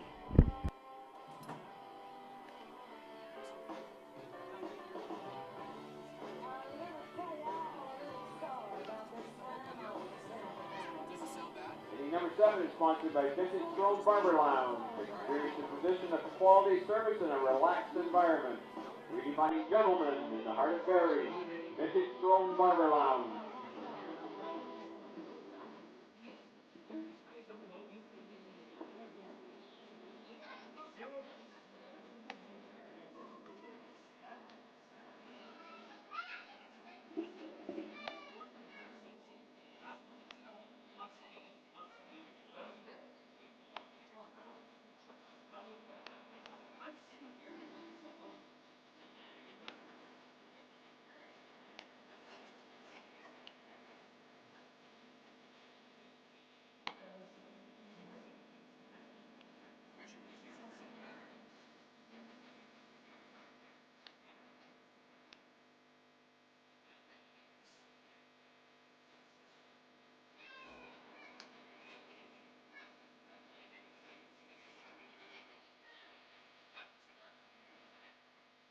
You got the 7th for the Jackfish, the center fielder number 9, Eric Marriott.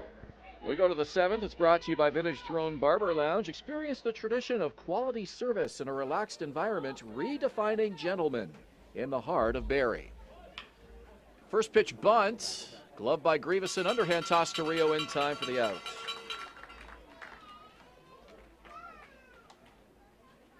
Eric Marriott, the first out here at the top of the 7th for the Jackfish. I didn't see Grievson pitching into the 7th inning, back in the Number first inning. 34, Cole Workin. Well, if you had done a poll and asked the fans here after the first inning when he surrendered 4 runs, will Brad Grievson make it to the 7th? I'm sure most would be surprised to see where we're at right now, but he has settled down very nicely and given Barrie exactly what they need, depth and innings. And a strike, 1 ball and 1 strike now to Cole Workin.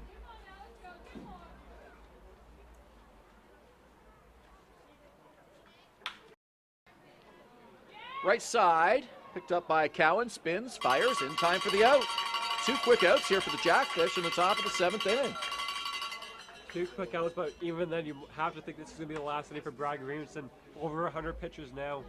You have an opportunity to give a couple guys some innings in the 8th and 9th inning. I don't see the need to use Brad Grievson more than you need to right now. He's done more than enough for you tonight. He's allowed one base runner every inning since the second. So a double in the third, a double in the fourth, and a double in the fifth, and a double in the sixth. So 4 straight innings where he's allowed a double, and the runner's gotten no further. Actually, a stolen base got Toftel into third in the fifth, but no one has come across to score since that top of the second inning. So a great job by the veteran tonight here for the Baycats. This one left side through, and it's a base hit into left field for Dane Toftel. There's no question. You can see why Brad Grievson is a pitching coach, though. He knows how to pitch. He might not have his stuff. He didn't have his stuff in the first inning, but he knows how to pitch. The first baseman, number 24, Griffin Keller. Well, a great example for the rookies as well, and some of the youngsters who, you know, may find themselves in a similar situation. We saw Hunter Campese out here, struggled early in his start. And Brad really putting on a clinic here tonight, just showing you how to take care of business and pull yourself together after getting rocked early in this ball game. Right, you look at Campese, he's only 18, but he took his bad inning, he took it into another inning. It just can't happen. Easy catch for Noel McGarry-Doyle. And again, the Jackfish strand a runner. And Brad Grievson gets his team off the field in the top of the 7th inning. Go to the bottom of the 7th. It's stretch time here at Coates Stadium. Baycats need some offense. They trail 5-1.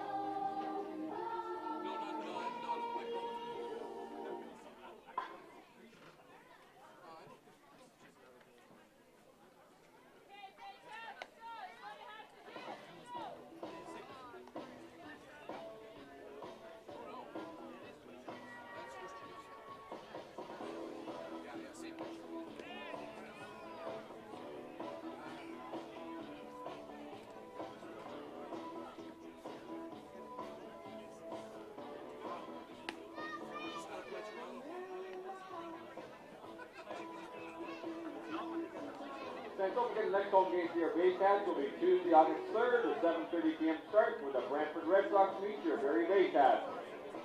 Please note this game is rescheduled from the July 24th rainout. Get your tickets at barriebaycats.com and avoid the lineup.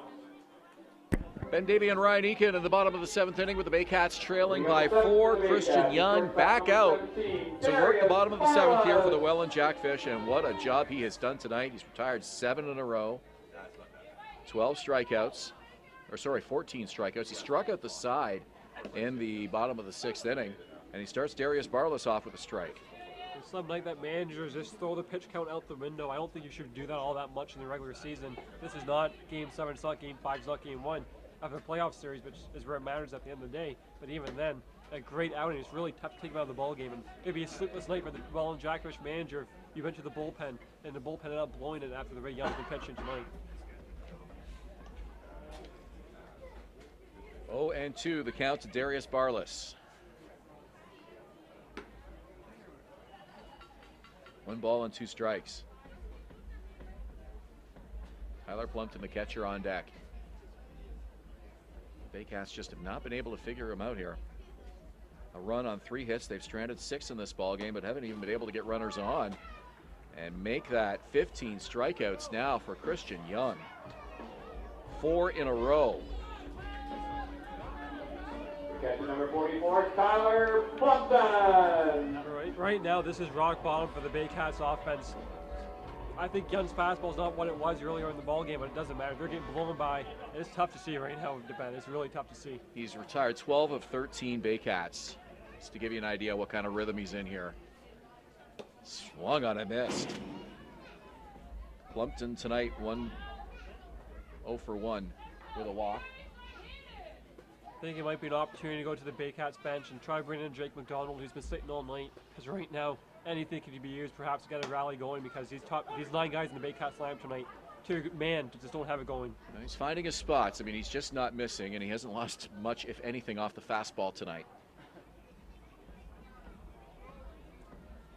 Quickly ahead, 0-2 to Tyler Plumpton. And now he steps off. full credit to Young for sure, but it just can't be every time a guy comes in where it's, oh, Douglas pitched great. Last night Ben Braun pitched great. Eventually you got to make sure a guy doesn't pitch great. Left side. Toftelin over to first in time for the out, and there's 2 down.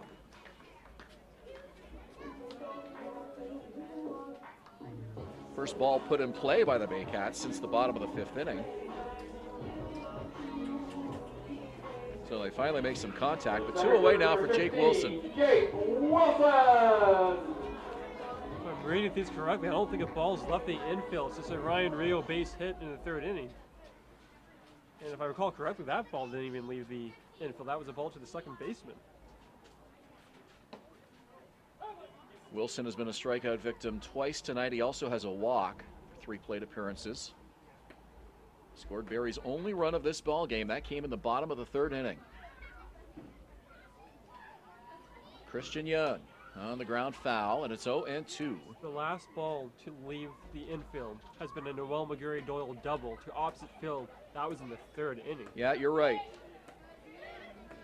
That basically sums up this night in a nutshell for the Baycats offensively. Quite frankly, ever since Christie pitched, so this week you can say, going back to Sunday at Labatt Park.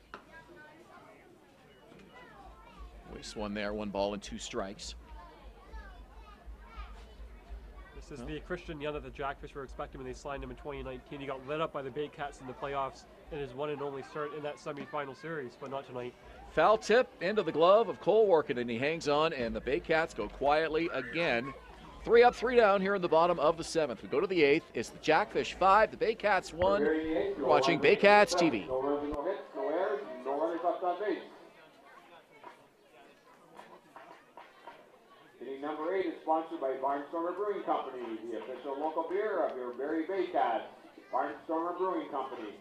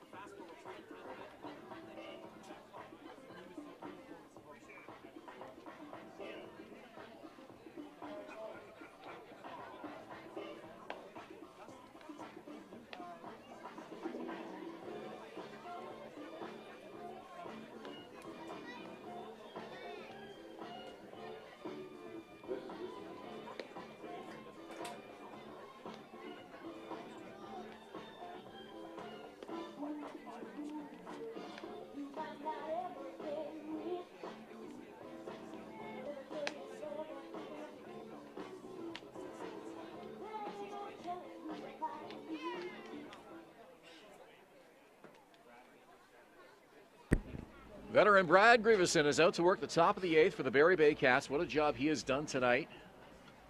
After first inning where the Jackfish exploded for 4 runs. Number 5, It's kept the Baycats in this game, but the offense quiet tonight. It's a 5-1 Welland lead, and he'll face Brendan Dadson, Matt Hildebrandt, and Nolan Pettipiece. 6, 7, 8 for the Jackfish here in the 8th inning. On the ground foul, strike 1.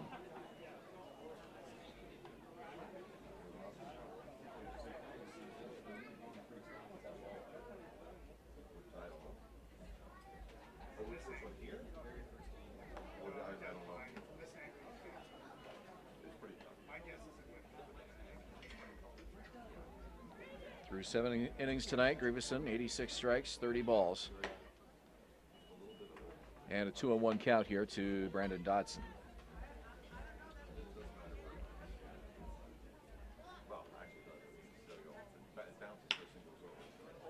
Right side, a slow roller. Cowan, lots of time, 1 out. As the pitch counts at 117 now for Brad Grievson. 5-11 and 0 for Welland, 1-3 and 0 for Barrie. Hitter number 39, Matt Hildebrandt. And here's Matt Hildebrandt, the designated hitter, who's 1 for 3 tonight. The good news for the Baycats, we think Christian Young's night is done. He got the handshake as he came off the field, so looks like the Jackfish will finally go to the bullpen in the bottom of the 8th, but that one's over the head of the shortstop in a left center field, a base hit.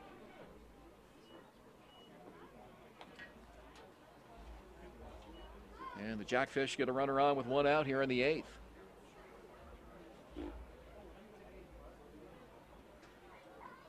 The second baseman, number 2, Nolan Pettypiece. If that was the end of the line for Christian Young, I think in my 9 years covering the Baycats, that's the greatest pitching performance against the Baycats in my 9 years. That's really saying something. Quite a statement.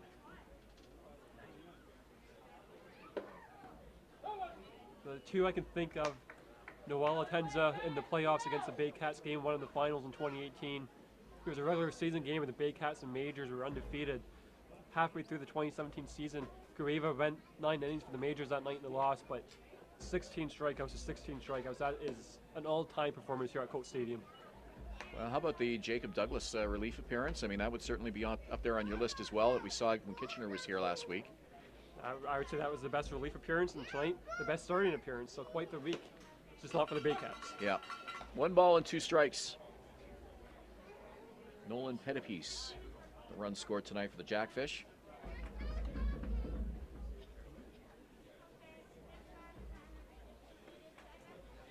It's been quite some time since I've seen a game where in a Baycat game there's been 16 strikeouts in a game. You probably have to go back to Matt St. Kitts and Brantford back in 2016. And they're going to make a substitution here as Matt Hildebrandt exits the game. Running for Matt Hildebrandt, number 3, Robert Mackey. Robert Mackey, the pinch runner, comes on with this 1-2 count. So Mackey at first with 1 out. You don't often see a pinch runner come on mid-count, but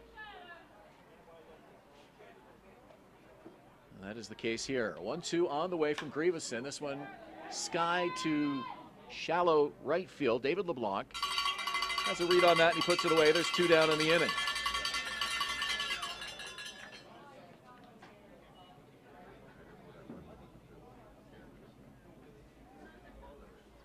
The left fielder, number 6, Dennis DeBanning.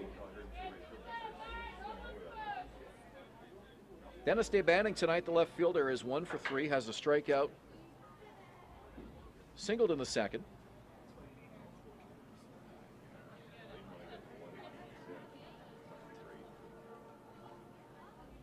First offering from Grievson, swung on and missed.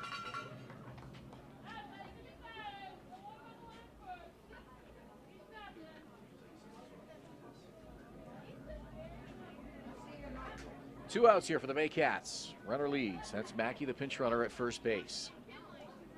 Righty-righty matchup. Runner goes. Throw down from Plumpton, and it's a good one, but it's off the glove of the shortstop, Darius Barlas, and into center field.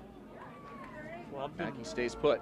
He beat the runner. He had a great throw, but it bounced, not able to collect it off the bounce, and the Jackfish take 90 feet.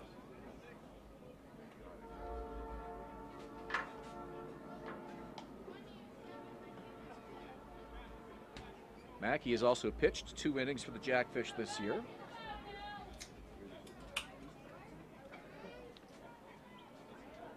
Now in scoring position with 2 away. Grievson's pitch. Swung on and missed. And the count is 1-2 to Dennis DeBanning. Well, Brad Grievson, 8th inning, he's still getting swings and misses.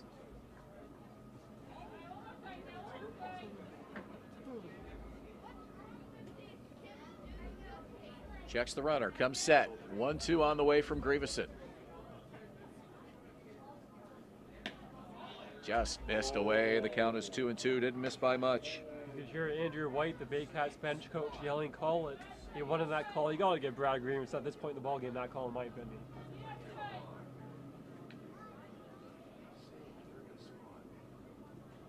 Two-two. Popped up.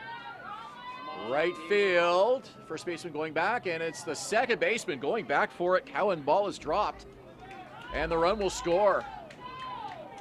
That Bermuda triangle on the right side.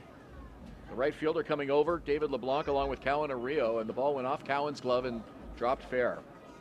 A tough play for Jeff Cowan. I imagine he'll give it a hit, and that's going to be the end of the night for Brad Grievson.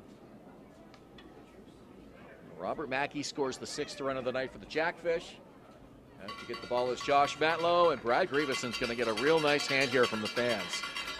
as he did his job here tonight, especially coming off that first inning where the Jackfish just exploded. He's done all he could to keep his team in the ball game since.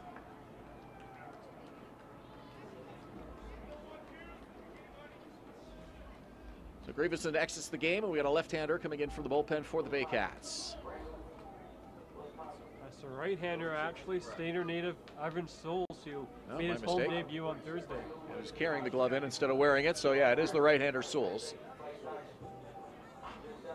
And Brad Grievson's night comes to an end.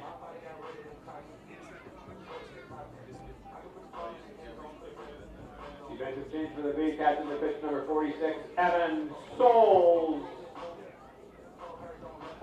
Until Souls coming out of the bullpen with that nice flow that he has, it's quite easy to see who it is coming out of the bullpen. Third appearance of the season for Souls. He's worked 3 1/3 innings. He's allowed just 1 earned run, 3 hits, 2 walks and a strikeout, and a 2.70 ERA coming into this one here tonight. Didn't look all that sharp a couple nights ago against the Maple Leafs. You had to be relieved for Lucas Earl, because you have a nice nickname for him, Ben, but I'll leave that one to you. Fans, don't forget Shop Baycats is your one-stop shop for all things Baycats, from jerseys, hoodies, t-shirts, hats, and fan gear. Shop Baycats, some real nice stuff on there. Be sure to check it out. It's powered by Starting Lineup Uniforms and Apparel. Visit Shop Baycats today to get all decked out in Baycats swag. Come on out here to the ballpark. Still lots of games left. Get your tickets at barriebaycats.com and come and join us for Inter-County League Baseball here at Coates Stadium. Check out the 2021 Barrie Baycats.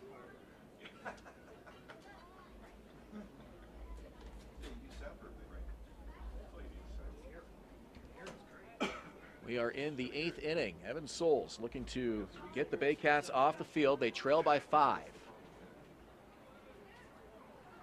The right hitter number 8, Ethan Pasco.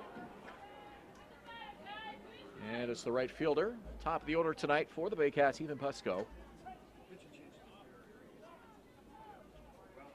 This guy reminds me a lot of Matt Richardson, the former Baycat outfielder. Small, left-handed bat, tons of speed, real tough out. Nice find for the Jackfish.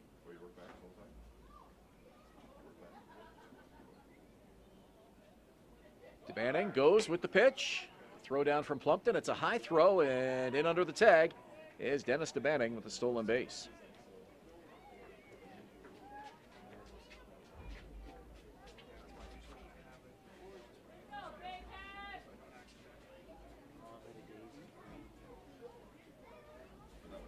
Not sure in a 6-1 game you play the matchups anyways, but an interesting decision with the left-handed bat up to bring in a right-handed pitcher. Something you saw Thursday night as well.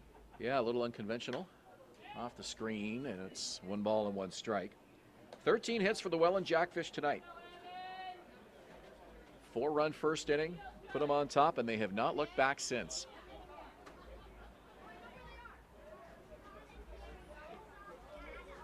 One and one on the way to Ethan Pasco. Swung on a missed.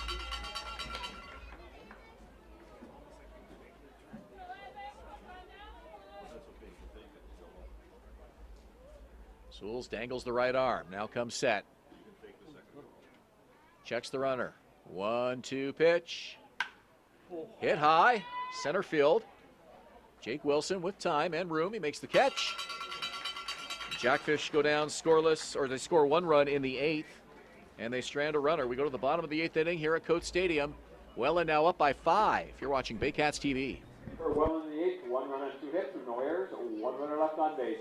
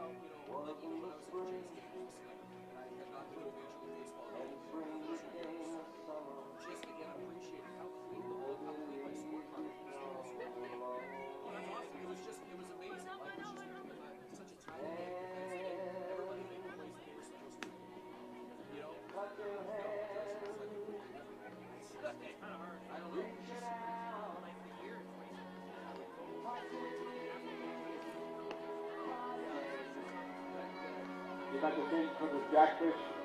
In the pitch, number 1, Michael Corso.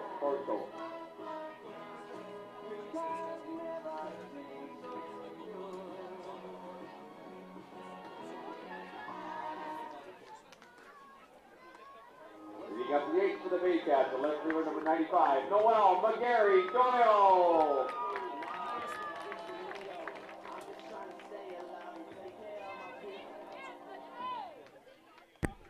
Bottom of the 8th for the Baycats. They're running out of bullets, trailing by 5 here to the Welland Jackfish, and it's a reliever on for Welland now, Michael Bonacorso. And the night is done for Christian Young, but what an incredible performance tonight by the Welland right-hander. Standing by his line, take a look at his line. I stand by my earlier comments. 7 innings, 3 hits, 1 walk, 16 strikeouts. The best performance here in this stadium, perhaps in franchise history against the Baycats. Unbelievable outing by Christian Young, the former West Virginia superstar. Wow, that is just really something. Certainly you don't want to see that happen against your team, but just to be here to witness that, yeah, if you're a baseball fan, you got to just take a step back and just really appreciate what you witnessed.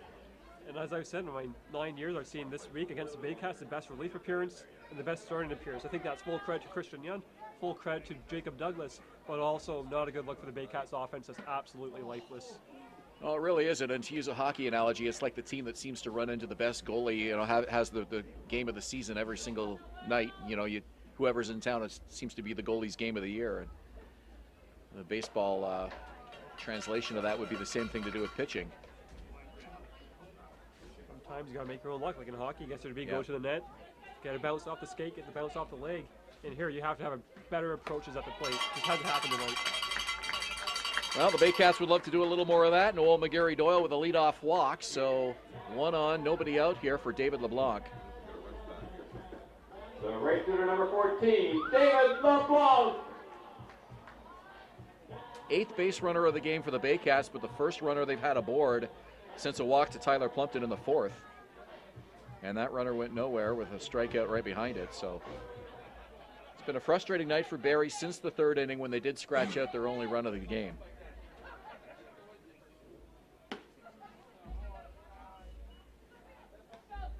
David LeBlanc, the right fielder tonight, has a pair of strikeouts and a walk.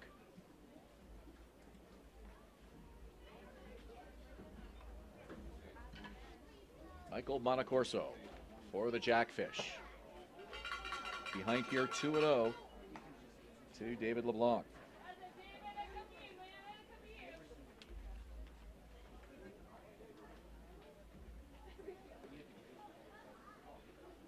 Runner goes. Pitches inside, throw down, head first slide, he's out! Tag applied by the second baseman, Nola Pettipiece, and Noel McGarry Doyle caught stealing. Man, I have no idea why in a 6-1 game you're risking running into outs. 90 feet is simply not worth it. You can say he was safe, you can say he was out. Not worth the risk. Just makes absolutely no sense. 3-0 now, the count goes to David LeBlanc. So It's a walk now, and that makes it Or even ball worse, I 4. would say. That makes it even worse. You have the count and the advantage of the batter. I just don't get that one, Ben. That's mind-blowing to me. yeah.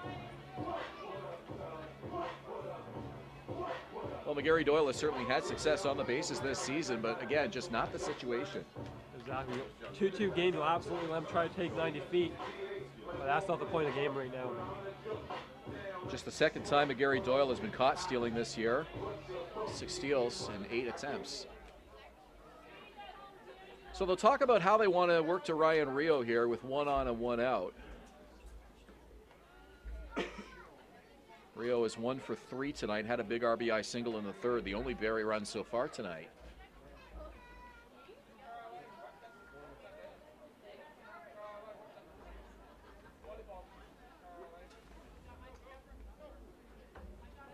Michael Bonacorso, in his 2nd appearance of the season, had just 2/3 innings work and a relief appearance.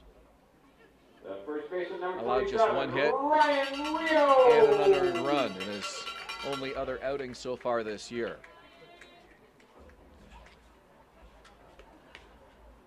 Baycats looking to make some noise here, trailing by 5 here in the bottom of the 8th inning. Ryan Rio.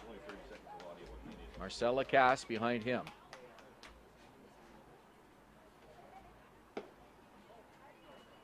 And the count, 1 ball, no strikes.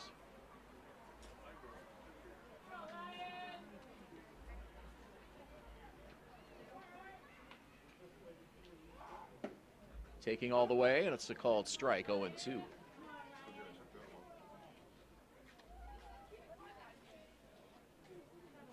David LeBlanc at first. Held on by Griffin Keller. Here's the pitch.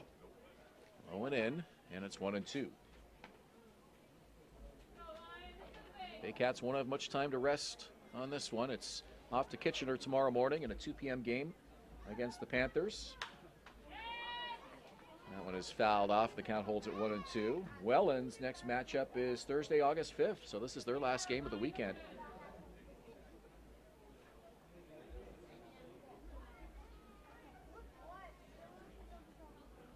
And their next game actually is against Barrie on that Thursday night. Into the trees and out of play, and it's 1-2 with one out to Ryan Rio. You know, things aren't going well for the Baycats. We can hear Baycats president David Mills yelling at his players from the press box. 6-1. Home team down here tonight. It's a called strike 3. Rio didn't think so, I didn't think so, and neither do the fans here at Coates Stadium.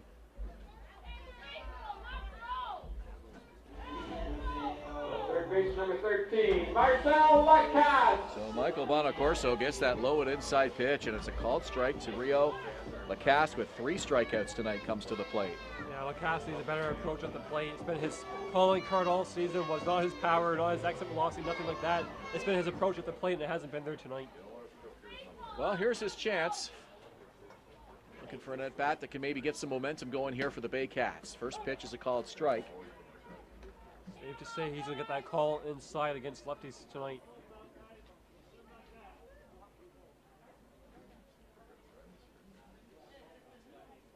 This inning started on a walk to Noel McGarry-Doyle, but he was caught stealing.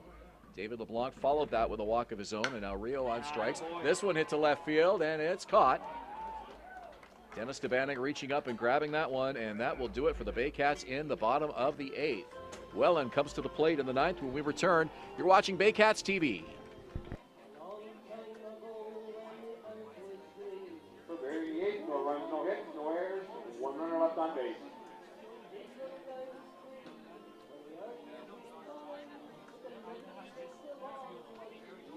Inning number 9 is sponsored by Barnstormer Brewing Company. This is the local beer of the Barrie Baycats. Barnstormer Brewing Company.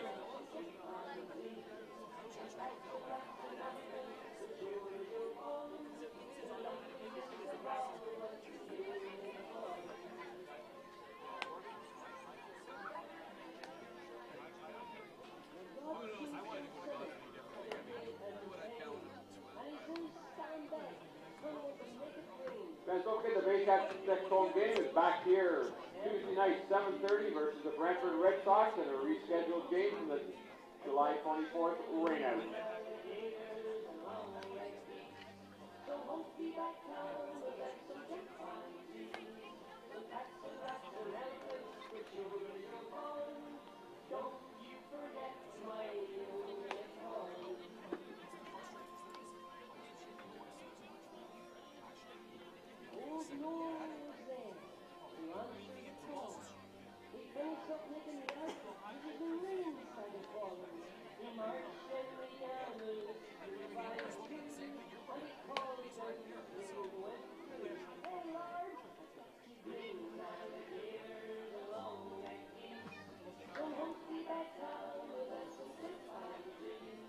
We go to the 9th. It's brought to you by Barnstorming Brewing Company, the official local beer of the Barrie Baycats. The Welland Jackfish looking to add to their 5-run lead here in the top of the 9th inning with the top of the order due up for Welland.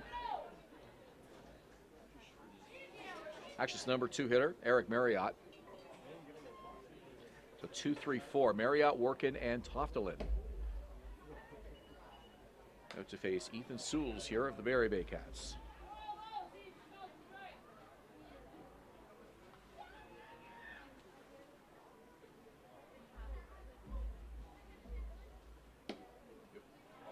Just missed on that one, not by much. 2 balls, no strikes. Sewells behind Marriott early here. Welland got the inside pitch last half inning against left-handed batter. Sewells doesn't get that one.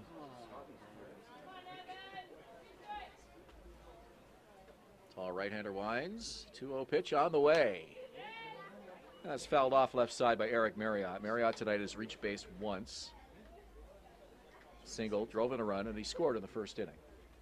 Marriott he's considered himself retired until Welland reached out to him. He was going to coach in the Western Canadian Baseball League this summer until the team shut down operations for this season. He'll go back coaching there next season, but for now, he's back home with the Jackfish.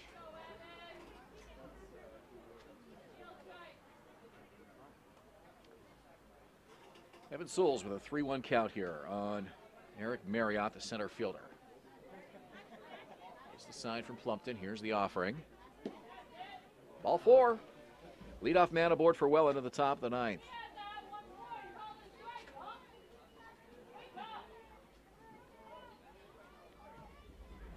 The catcher number 34, Cole Workin.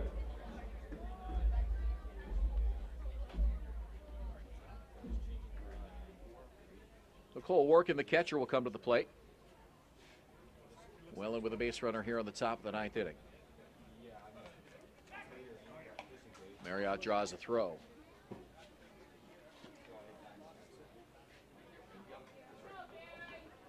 Sewell's working in his 3rd appearance of the season for the Baycats. Marriott takes the lead. He does not go. Pitch bounces up and into the mid of Tyler Plumpton. Ball 1.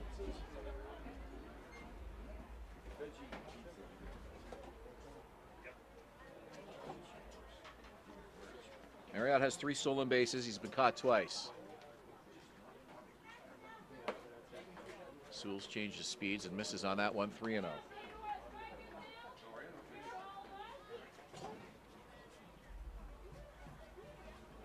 Welland Jackfish looking for their 5th win of this 2021 campaign. Up comfortably here, 6-1 in the 9th. The right-hander winds, and the pitch called strike. 2-1.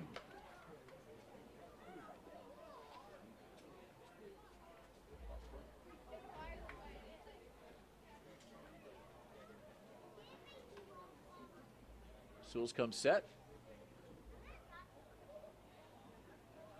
Slow kick and the 2-1. Fouled, and the count is even. 2 balls, 2 strikes. Kitchener Panthers and the London Majors tied at the top of the IBL standings coming into tonight. Kitchener with a slightly better record percentage-wise at 6-2. London 7-3. And then you got Hamilton a game and a half back. Toronto 2 back. Barrie 3 back coming into tonight. Runner goes. 2-2. Bounces up to the plate. And no play for Plumpton. Yeah, that unbelievable rate off the delivery of Souls. Ball in the dirt didn't help. There was no chance for Plumpton to make a play on that one. Souls very deliberate with that leg kick and delivery, even with a runner on, and taking full advantage of that was Eric Marriott. So he's in scoring position now with nobody out in the 9th. Souls dangles the right arm into the glove as he comes set. Looks at the runner. Payoff pitch. On the ground, second base. Gobbled up by Jeff Cowan. Over to first for the out. Runner advances 90 feet.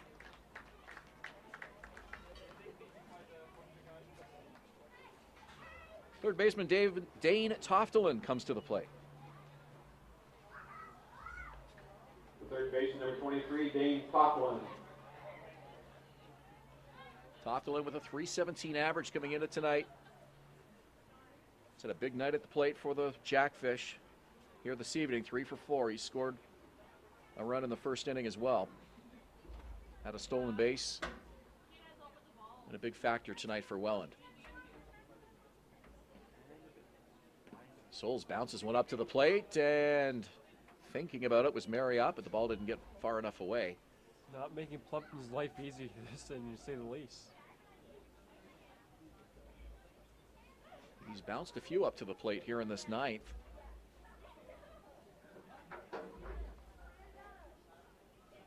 Griffin Keller, the first baseman on deck.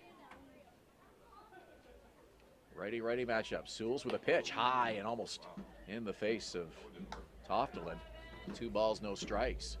He has nothing on his off-speed pitches. At this point, you almost want his pitch to contact and hope a fly ball on a fastball can happen, or line out, ground out, because he's got nothing going on his off-speed. You could just see the release point was way off, too, on that last pitch. Low and away on that one. 3 balls, no strikes. Turning into a difficult inning now for Evan Souls, as he's really laboring out there, falling behind. Toftelin, I would think, would be taking all the way here on this 3-0. Let's see. Had a great outing last week in London. Struggled Thursday night against Toronto, and not more so the same tonight. He's not even close tonight. Ball 4, and that brings Griffin Keller to the plate with 2 on.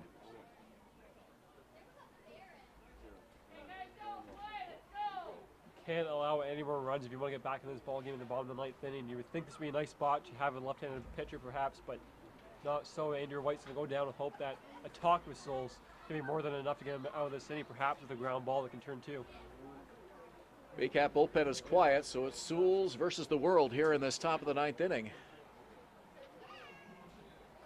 White out for a chat with Rio and Plumpton. So the inning started on a walk to Eric Marriott, stole second, advanced to third, working grounded out, and then walk to Dane Toftelin. Has 2 on now with 1 away. The first baseman, number 24, Griffin Keller. 6 runs, 13 hits for the Jackfish tonight. Just 3 hits for the Barrie Baycats. It's been a disturbing, reoccurring theme, except for the Toronto win here on Thursday night. But the Baycats offense just really in a funk here. 3 hits Tuesday, 3 hits last night, 3 hits tonight. No matter what pitching you have, that's not good enough. High pop-up, should stay in play. And the third baseman takes that one, Marcel Lacasse. Big out here for Evan Souls as he gets Griffin Keller on a first pitch pop-up. Put the ball in the infield. That's exactly what you need. You need a ground ball, a strikeout, or a pop-up. He gets the pop-up. And a pop-up without going deep in the count either is certainly welcome for Barrie. And now Brandon Dadson comes to the plate, the shortstop. And Dadson is the only Jackfish who has not reached base tonight. Up the middle and through into the outfield. And you got to give credit there to Dane Toftelin, who was off with that pitch, and that drew the shortstop over to the left side. And Barless was unable to get back over on that ball that just got through. That's twice that's happened in this ball game now, so that's what happens when you put runners in motion. A great opportunity for the Jackfish, and they take advantage again for the second time tonight. So no sooner do I mention that Dadson, the only Jackfish not to get aboard, he erases that little statistic right there with that RBI single. It's a 7-1 Welland lead. Well, when you put runners in motion, that can move the defense along with it, and that exactly worked to Dadson's favor there. So runners still on the corners. It's Toftelin at third, Dadson at first, and it brings Robert Mackey to the plate.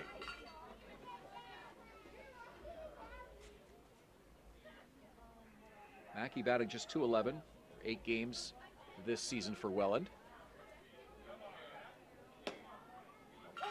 Souls gets that one over, no balls and 2 strikes.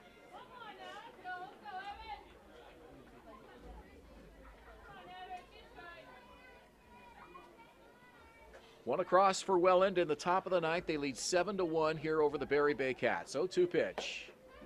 High, and the count is 1-2.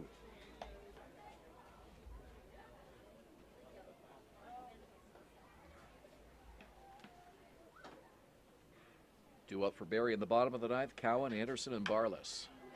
Weakly hit, gloved by Souls, though, who leaps up, makes an athletic play, gloving that one and firing it over to first for the out. And the Jackfish are retired in the top of the 9th, but they add another run and lead by 6. We go to the bottom of the 9th. Last call for the Baycats. You're watching Baycats TV. Well in the 9th. 1 run and 1 hit, no errors, 2 runners left on base.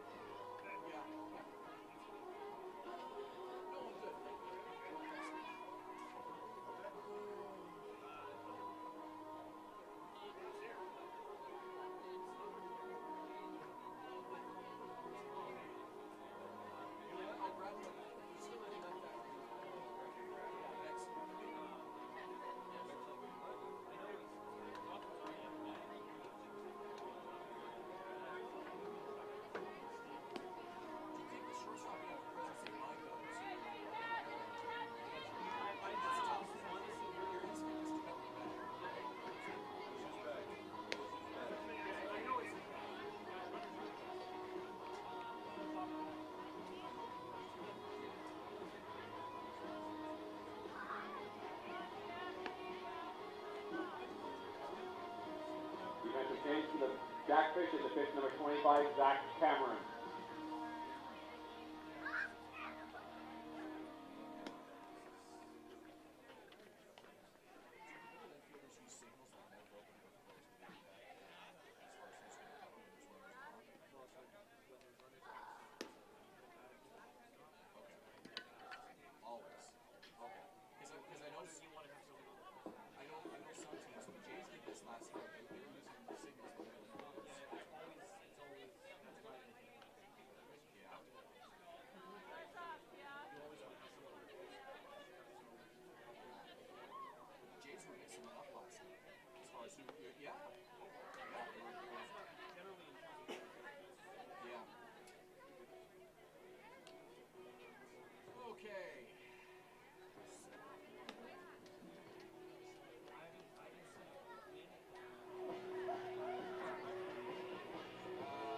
Leading up the ninth for the Baycats, the second baseman number 42, Jeff Cowan. Bottom of the ninth here in Barrie. The Baycats looking to try to make a ball game of this one. They trail by 6. They've got work to do, to say the least.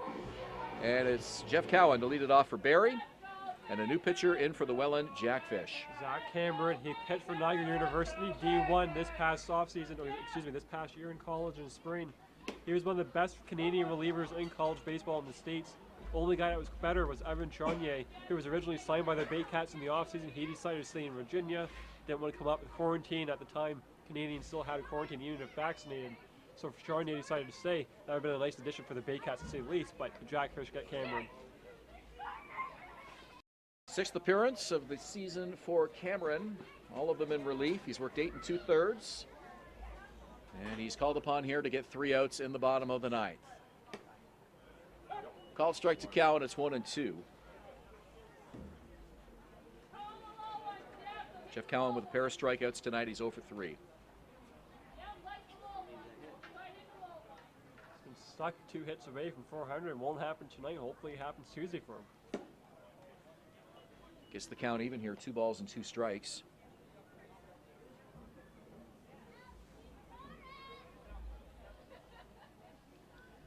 Allen would be a good guy to ask. You know, looking at all the, he's been a Baycat since 2006. So he had a couple of years when he went professional, but that one hits him up high, and or did it hit the bat? I guess it hit the bat. He fouled it off. it'd be great to ask him where does this rank in terms of all the all-time great pitching performances against the Baycats. The Baycats have not been on the opposite side of bad pitching performance or great pitching performances over the years. It's mostly the Amelia Guerreros and Frank Garces and Claudio Castillo's doing it to other teams, but not quite tonight. 2 balls, 2 strikes to Jeff Cowan. Fights that one off, and it's a weak foul over to the first base side. Unable to get there is Griffin Keller, and the count will hold at 2-2. Well, the Baycats won't have long to sit on this loss. I guess that's the good news, if anything, if they're not able to come back here. Don't want to count them out just yet, but bus ride down to Kitchener tomorrow for a 2 p.m. game. Try to end this weekend with a win. Started off good with a big win over the Leafs here on Thursday night, but it's kind of gone off the rails here in a hurry.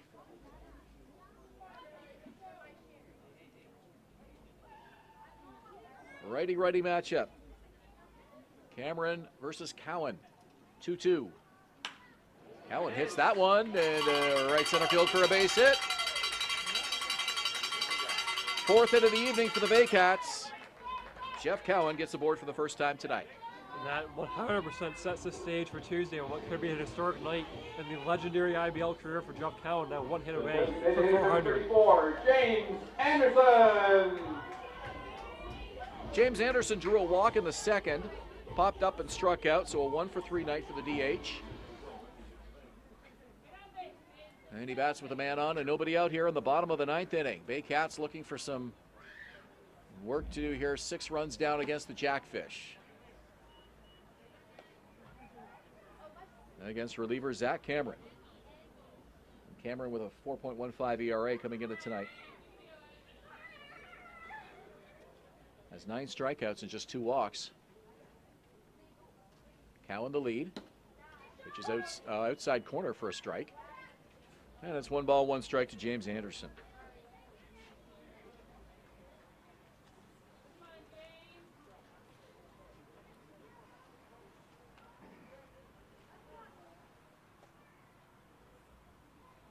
Pitch from Cameron. Swung on and missed. And it's 1-2. That's a pitch that's tough to get blown by you. It's not coming in at mid-90s or even, 92, 93. A pitch you got to make contact on.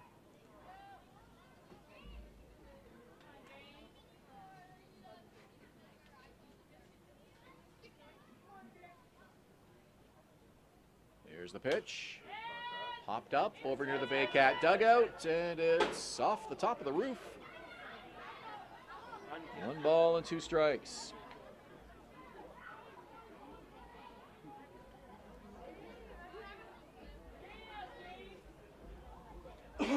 Christian Young started. Michael Bonacorso in relief, and now it's Zach Cameron trying to wrap this one up here for Welland. They're up by 6.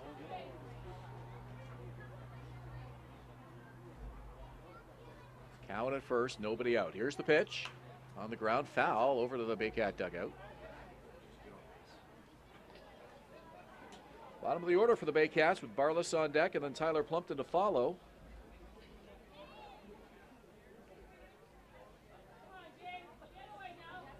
Anderson gets the signals from the third base coach. 1-2 pitch on the way from Zach Cameron. Here it comes. Count even, 2 balls, 2 strikes.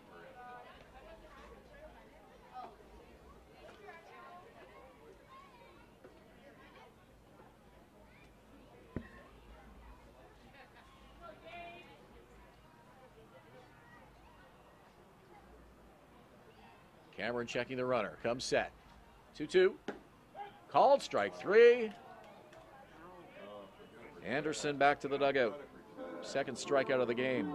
Right down the plate. This doesn't get any tougher for that if you're James Anderson. You gotta be spinning. Gotta be spinning. Shortstop number 17, Darius Barless. Back-to-back strikeouts for Anderson. He was frozen on a pitch from Christian Young in the bottom of the 6th as well. So tough night for the DH. Just a walk to show for his efforts at the plate tonight. I'm sorry, Ben. I was going to say I thought maybe you would see Jake McDonald in that spot, a superior hitter to Anderson. I thought maybe you would see him come in as a pinch hitter. He would only be at DH, so if you wanted to give him the night off for catching, that would be fine still. I thought maybe you would see McDonald, who Baycats brought in a couple weeks ago. Darius Barless tonight, 1 for 3 with a pair of strikeouts. A lot of Ks on this Barrie side of my score sheet this evening.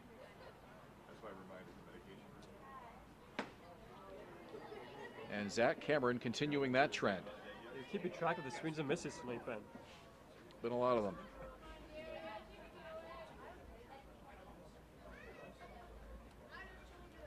No balls, 2 strikes. Darius Barless behind in the count quickly here. Here's the pitch from the right-hander, and that one's high, 1-2.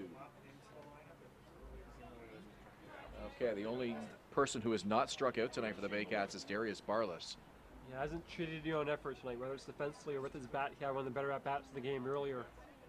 The rest of the Baycats, the approach just hasn't been there, and then if the approach isn't there, Ben, the result's not going to be there. 1-2 is high, quick throw down. Just to keep Cowan honest, and it's 2 balls and 2 strikes. 7-1 Welland. We're in the bottom of the 9th here at Coates Stadium. Welland looking for their 5th win of the season. Baycats in jeopardy of falling to 4-6 or 4-7, which was Welland's record coming into tonight. Swung on and missed. Another strikeout for the Baycats. And there's 2 down in the bottom of the 9th inning. Catcher number 44, Tyler Plumpton.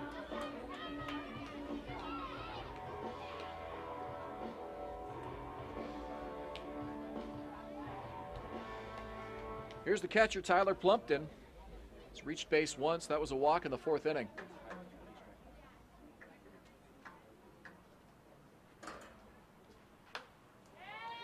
Fouled over our heads and out of play. The Baycats strikeout here, that'd be 20 strikeouts combined. And that would absolutely set a Coates Stadium record, to say the least, when it comes to strikeouts against the Baycats. Just a tough night at the plate, and to Welland's credit, you have to give them credit. An unbelievable night by their pitching staff, but lifeless bats for the Baycats tonight. 20 Ks is a lot of Ks. Well, there's 27 outs in a game, so I mean, that strikeout. Oh, he gets plunked. Flings the bat to the backstop. Frustrating night for him, but at least he's on with 2 out. Cowan gets to second, and here's Jake Wilson. The center fielder number 15, Jake Wilson. So the Baycats trying to avoid that milestone of 20 strikeouts. Their 20th anniversary season, they celebrate a game where they struck out 20 times. There you go. Nothing to celebrate there. Let's. No, definitely not. Yeah. Cowan at second, Plumpton at first, 2 down. 7-1 Welland. Pitch from Cameron. Missed off the plate, ball 1. Have to do a deep dive to see the last time a team struck out 20 batters in a game in the IBL. Not Major League Baseball. It's quite the stat. It's not a flattering stat if you're the team on the receiving end of it. But the Baycats, it's the result they deserve tonight with the lack of approach at the plate. Well, I've never seen it. 3 strikeouts for Wilson tonight. He had just 6 coming into the ball game, so 9 on the season now, but Wilson with 3 of those 19 Barrie strikeouts. The blame goes all around tonight, from 1 to 2 to 9 to 8 hitter. Just hasn't been a pretty night for the Baycats.